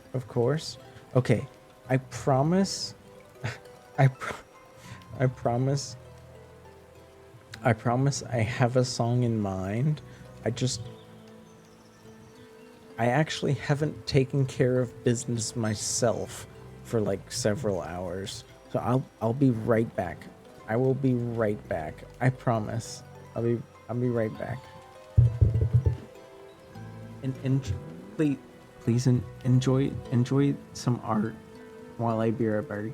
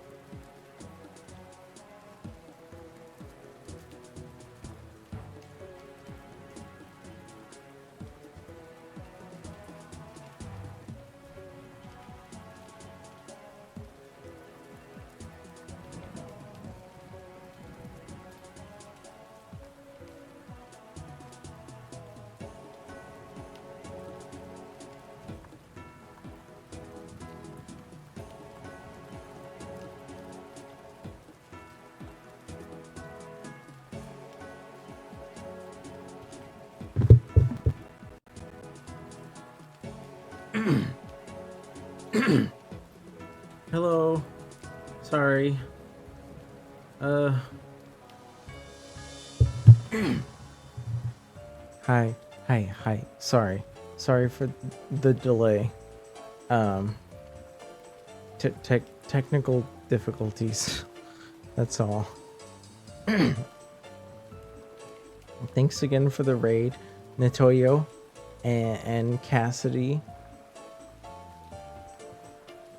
Um. I'm I'm sorry. I'm sorry. I think Cassidy, I think you rated me twice before I actually knew to call you Cassidy. And I know for a lot of people that would be like an understandable mistake. But it's, I guess, it's my fault for not checking in sooner. It's my fault for not checking in sooner.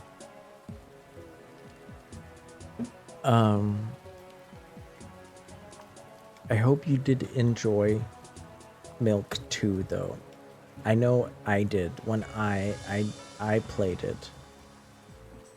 It was very formative in like my visual novel kind of experience. I never, for those of you that don't know me, I know that, you know, I might seem very pleasant and agreeable to visual novels, but honestly, if you didn't know this, I never looked into visual novels at all before streaming. Visual novels were simply something I decided to get into because I noticed in the first couple months of streaming, people simply said they just enjoyed hearing me talk about stuff. But like Zelda is saying, you know, people thought I was just cute and stuff. I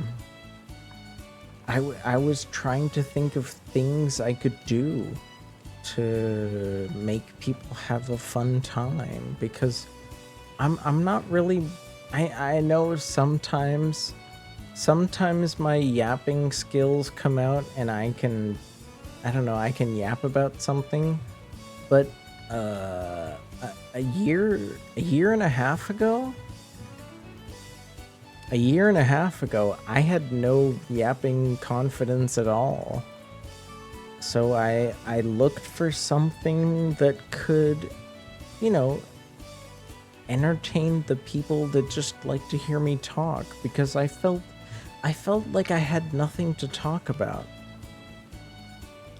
So visual novels felt good. And to this day, even though visual novels, they're definitely not the busiest streams. I won't deny they're not the busiest streams, but I still enjoy performing them. Because my take, you're still working on your yaps? Yeah, no. Don't worry, Cass. Even people that have, like, you know, hundreds of viewers, those people still feel inadequate about their skills. It takes a very special person to, you know, be vain enough to think that they're hot shit. I feel like some of the best streamers out there, sadly, are always a little nervous. Because while everyone does enjoy confidence,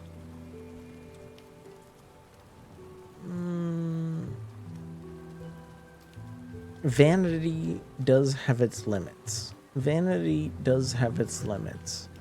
I don't know. But yeah. To this day, even though I know visual novel streams aren't as busy as the other ones, I just really enjoy performing them now. Because my take on visual novels is that and you guys are free to do this of yourselves, of course. I don't always read everything line for line. A lot of the time, at least if I'm not too tired, I try to read ahead like a tiny bit and improvise the text, with some of my own flavor. I'm sure anyone that's been here for a while has noticed that I don't always read the text on stream like as it's written. I think I like to throw a little bit of flavor in there sometimes. And I think that makes it more enjoyable, not only for me to perform, because it feels like I'm not just reading an essay, but I'd like to think it helps people feel like they're getting somewhat of a unique experience out of the novel. Your brain fries when someone asks you how your day is, let alone yap on stream for any extended time. Well, Bepsy.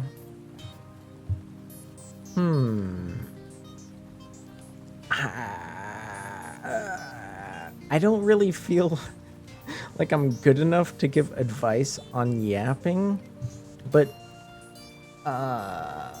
because I've seen other people yap like better than me, I guess I could say it's all about knowing how to quickly move on from subject to subject without like too many awkward pauses. It's like if you're having a conversation about food and you can tell that the limits of the different perspectives are kind of coming to a close, you need to like here's a good tactic. If you have already talked about like more than 2 or 3 perspectives on a subject, try to transition into one of those perspectives on something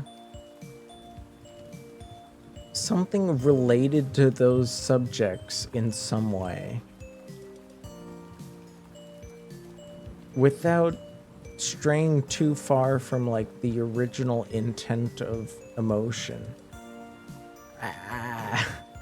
I know that sounds incredibly difficult to interpret, but the more you practice, the more you'll get on with it.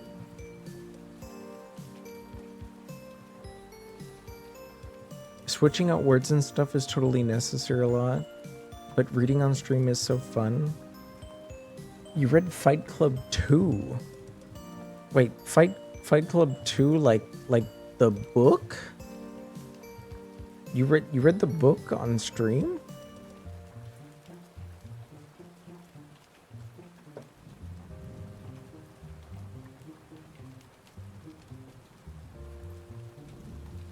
It's a graphic novel. Oh, okay. You'll have to forgive me. I'm a pleb, and I've only seen the movie of the first one, so I don't know too much about two. You posted the VOD. I mean, does wait, do does it not post automatically, or do you actually like edit your VODs?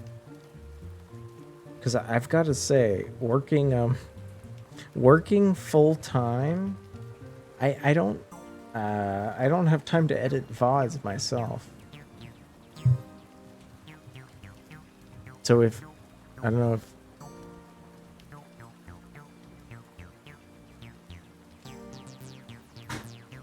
I don't know if you meant to say that you edit them.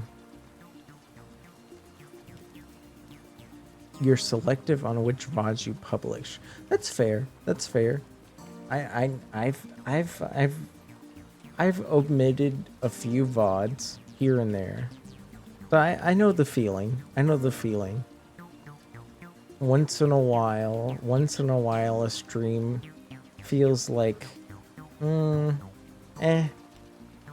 You know, it's like even if I had a good time, even if I had a good time, sometimes I feel like YouTube couldn't care less. Not that I get any views on YouTube anyways. I honestly, if I'm gonna be honest, I do post most of my VODs on YouTube for the simple fact of if for some reason I might need to like get to them in the future, like I could like get them back that way, because like Twitch only keeps my VODs for like a month and that's it. YouTube hopefully keeps my VODs up as long as I upload them. But Oxinal, is that how you'd prefer your name to be said? Oxinal, bonjour. Merci pour avoir activé les notifications de mon canal. Pardon while I just grab a beverage.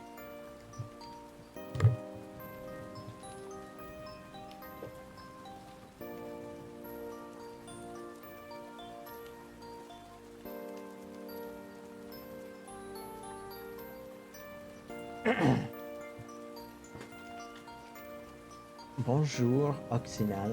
Hello.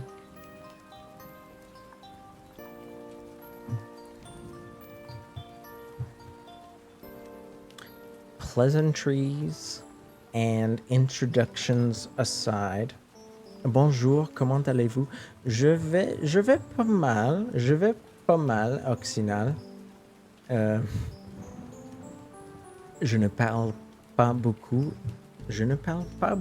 en français car la plupart des gens qui me regardent ne parlent pas en français, mais le français est autorisé ici si vous voulez parler en français. For those of you outside of the know, all I said to Oxinal was that I was feeling well, and even though most people that watch me don't speak French, French is allowed here.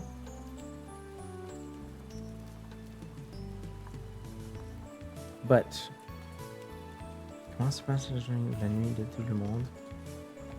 Oxinal would like to know how you guys are doing.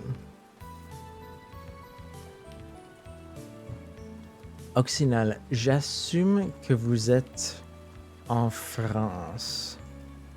Donc c'est bien le matin là-bas. Ici en Californie, il fait bien tard. C'est le milieu de la soirée ici en Californie.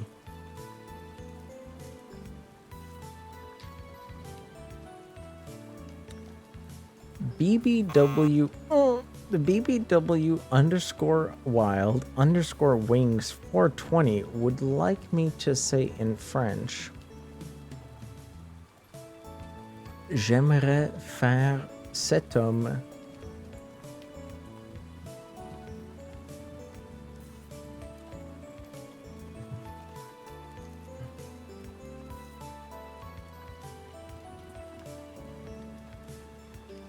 I haven't used that word in so long.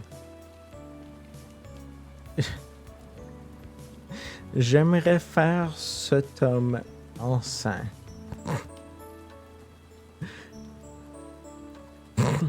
So silly.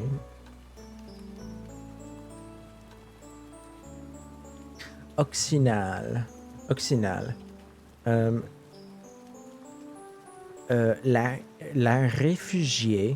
La réfugiée voudrait que tu saches que sa soirée va très bien.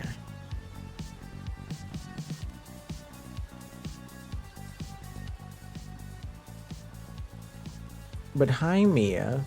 It's nice to see you. I thought you'd be asleep by now.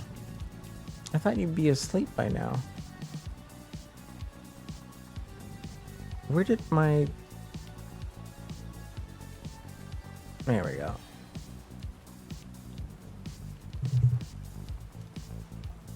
You can speak English if you want to. Yeah. You're more than welcome to speak English. I was just letting you know that, like, if you want to speak French, you're allowed to.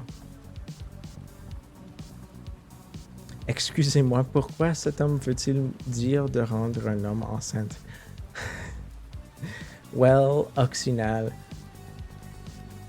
j'imagine que BBW simplement pense que c'est drôle de me faire dire la phrase. Wings just thinks it's funny. That's all. It's just a funny sentence. I'm sorry that your schedule's all messed up, Mia.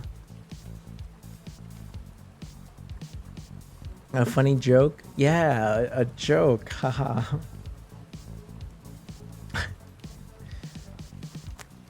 Don't mind us. Don't mind us North Americans. We simply joke about such things on quite a regular basis.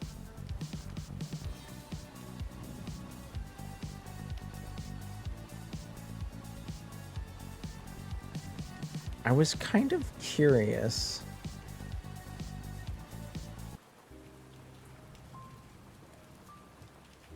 I was curious if this song would sound nice. Your schedule is so fried. You went to bed at 11 a.m.? Pepsi, what happened? I thought you had like a day job. You're actually in a coffee shop right now? Well, I hope your coffee is delicious. Do you have anything to dip in your coffee? Est-ce que tu as quelque chose à mettre dans ton café? Dans ton café? Oh.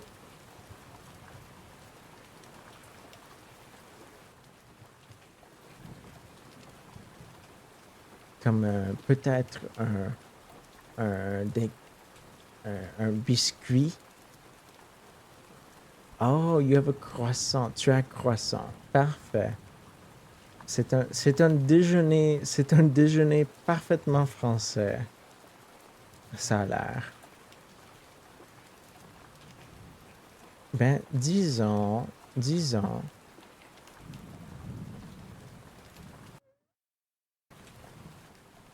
Je pense de peut-être chanter quelque chose en français pour vous tous. Pour vous tous. I'm sorry if I sound a little silly. I'm I'm a little tired. I'm a little tired right now. It's quite late here. Okay.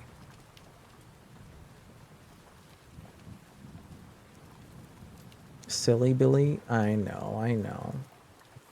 Thankfully it's not 2 a.m. It's only 1 a.m. Uxinal would like to wish you all a good night or good day wherever you are. I am simply translating.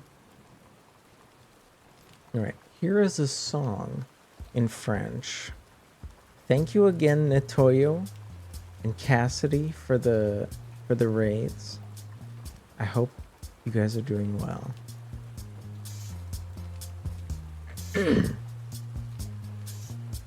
Sous un prétexte, je ne veux avoir de réflexe malheureux.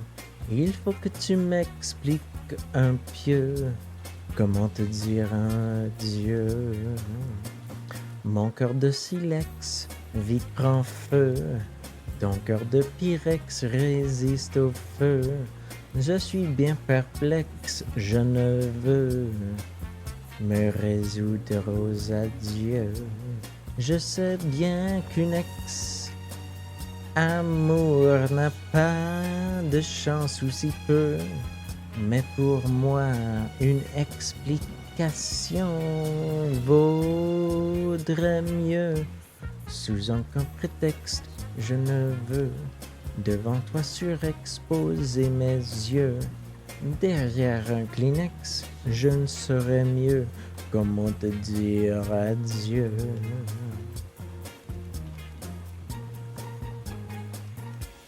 Comment te dire adieu? Pam, pam, pam, pam, pam, pam, pam, pam, pam, pam. Tu as mis à l'index nos nuits blanches, nos matins gris-bleus.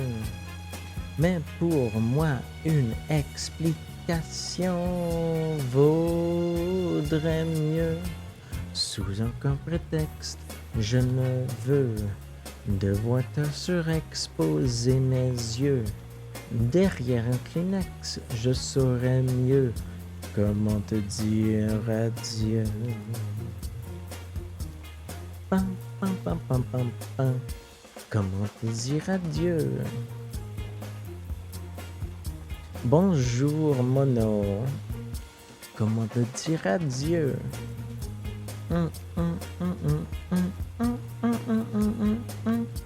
Comment te dire adieu?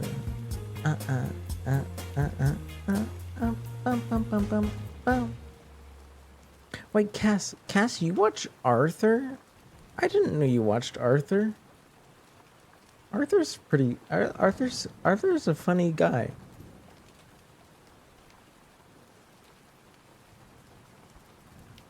I don't see Arthur as much as I used to. But he's a funny little guy. Funny little imp. Big respect for gosh, what's that instrument called? I'm so tired I forget. What do you call that instrument that you play with your mouth? It's like a flute, but it has no notes on it.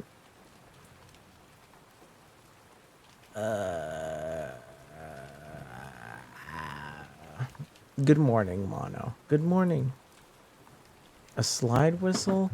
No, it's the other one. It's like a little tube with a hole on top, and it changes tone just depending on your tone.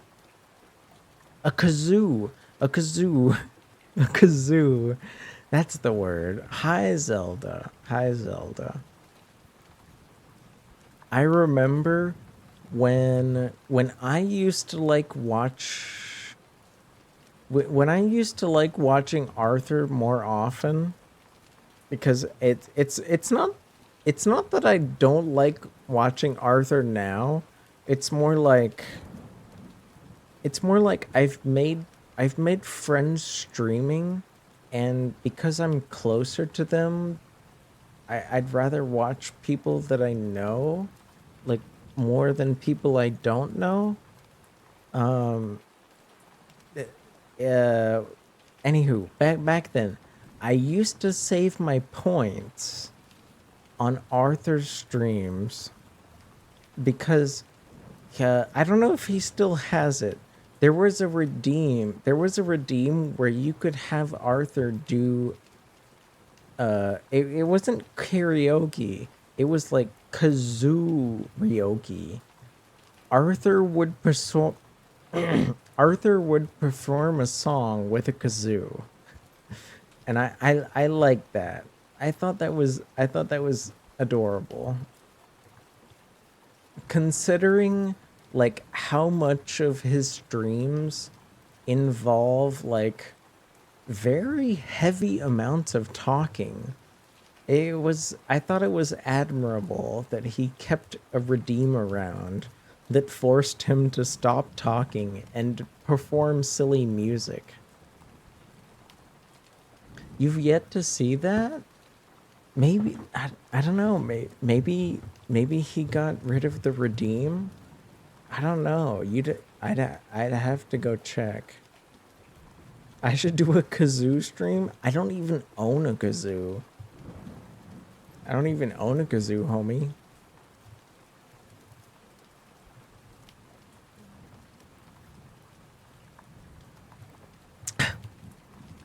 Mia, you know very well that an actual shot caller would be against TOS. So that's not gonna happen.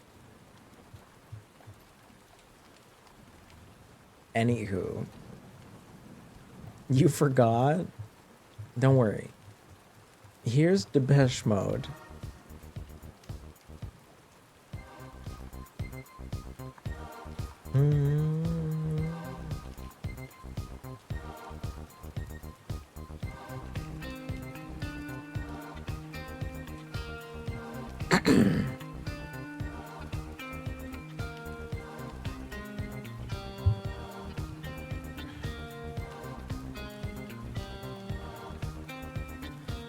Words like violence break the silence, come crashing into my little world. Painful to me, pierce right through me. Can't you understand, oh my little girl? All I ever wanted, all I ever needed is here in my arms. Words are very unnecessary, they can only do harm.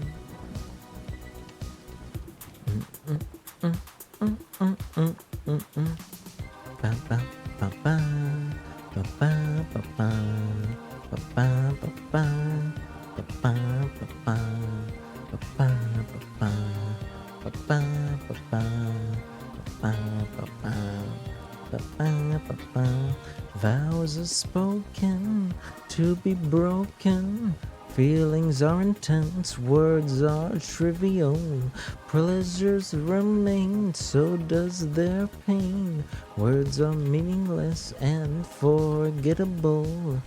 All I ever wanted, all I ever needed is here in my arms.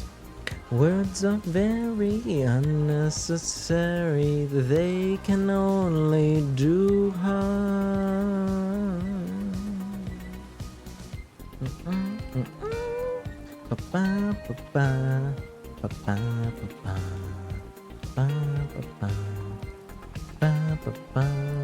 Hi Stitzy, hi Cassidy and Solar. Mia, please don't forget that shocking the streamer is illegal in this world. All I ever wanted, all I ever needed is here in my arms. Words are very unnecessary, they can only do harm. All I ever wanted, all I ever needed is here in my arms. Words are very unnecessary, they can only do harm.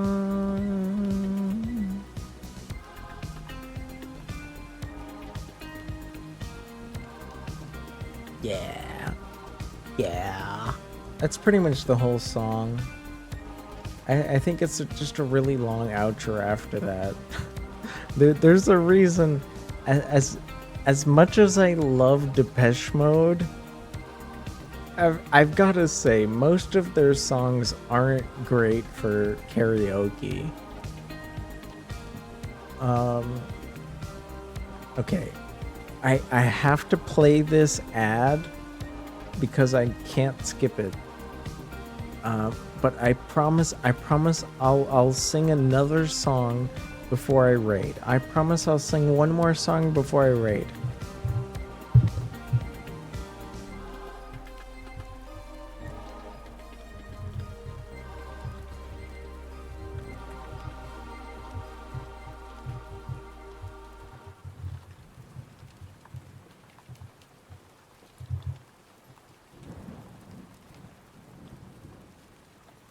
All I ever wanted, all I ever needed is here in my arms.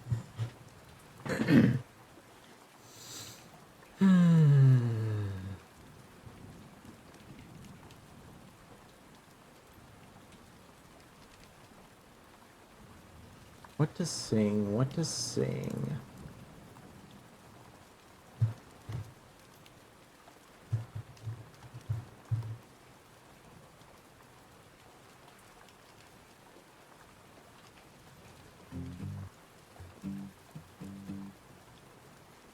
I think this works. All right. People should be back from the raid.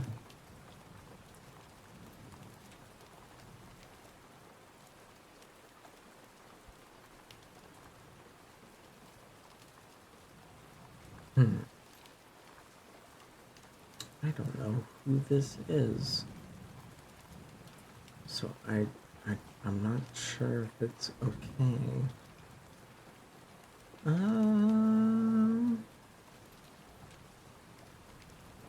Let's see.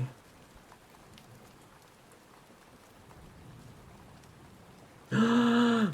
Oh my gosh. Oh my gosh. There's a dog boy who's live.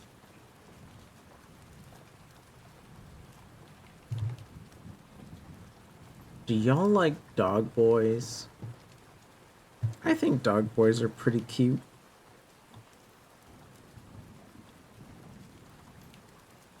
I don't think I've ever met a dog boy I didn't like before.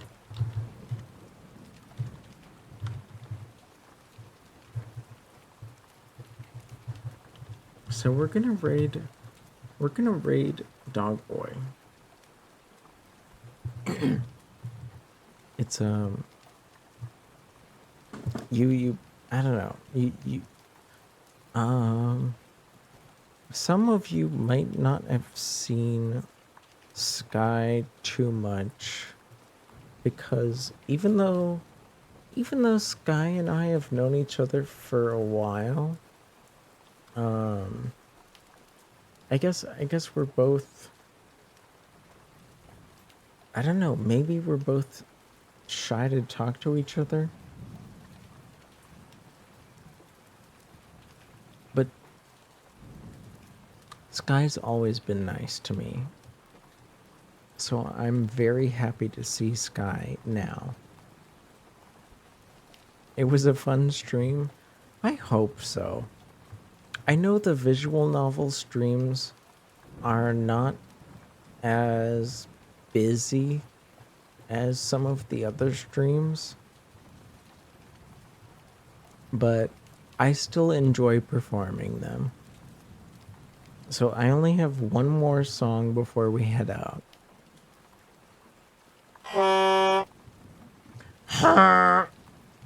Precisely.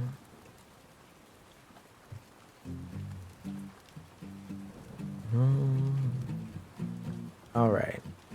You might know this Hosier song. It's kind of new, but kind of not new.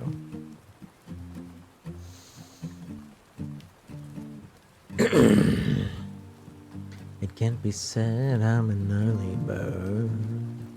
It's 10 o'clock before I say a word. Baby, I can never tell. How do you sleep so well? You keep telling me to live alright, to go to bed before the daylight. But then you wake up for the sunrise. You know you don't gotta pretend. Bathe me now and then. Don't you just wanna wake up dark as a lake, smelling like a bonfire, lost in a haze? If you're drunk on life, babe, I think it's great. But while in this world, I think I'll take my whiskey neat, my coffee black, and my bed at 3. You're too sweet for me. You're too sweet for me. I take my whiskey neat, my coffee black, and my bed at 3. You're too sweet for me. You're too sweet for me.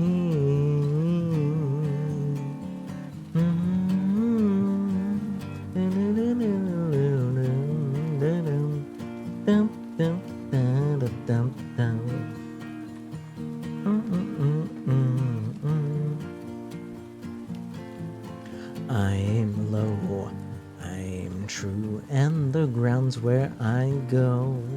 I'm work late where I'm free from the phone, and the job gets done, but you worry some, I know. But who wants to live forever, babe? You treat your mouth as if it's heaven's gate, the rest of your life like it's the TSA.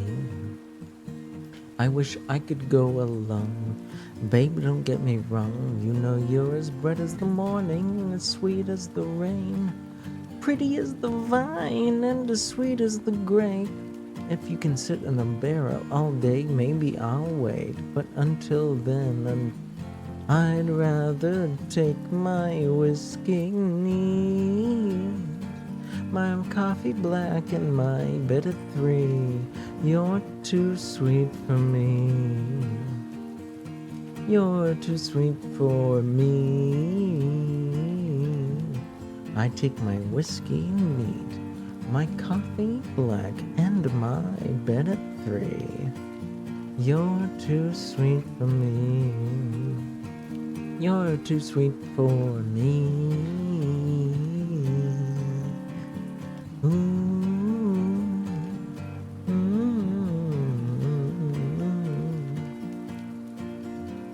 I wouldn't, in my experience, Meeper, Gouda is hard to grate. I take my whiskey neat, my coffee black, and my bed at 3.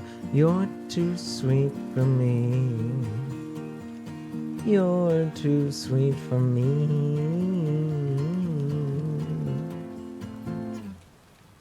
Bop.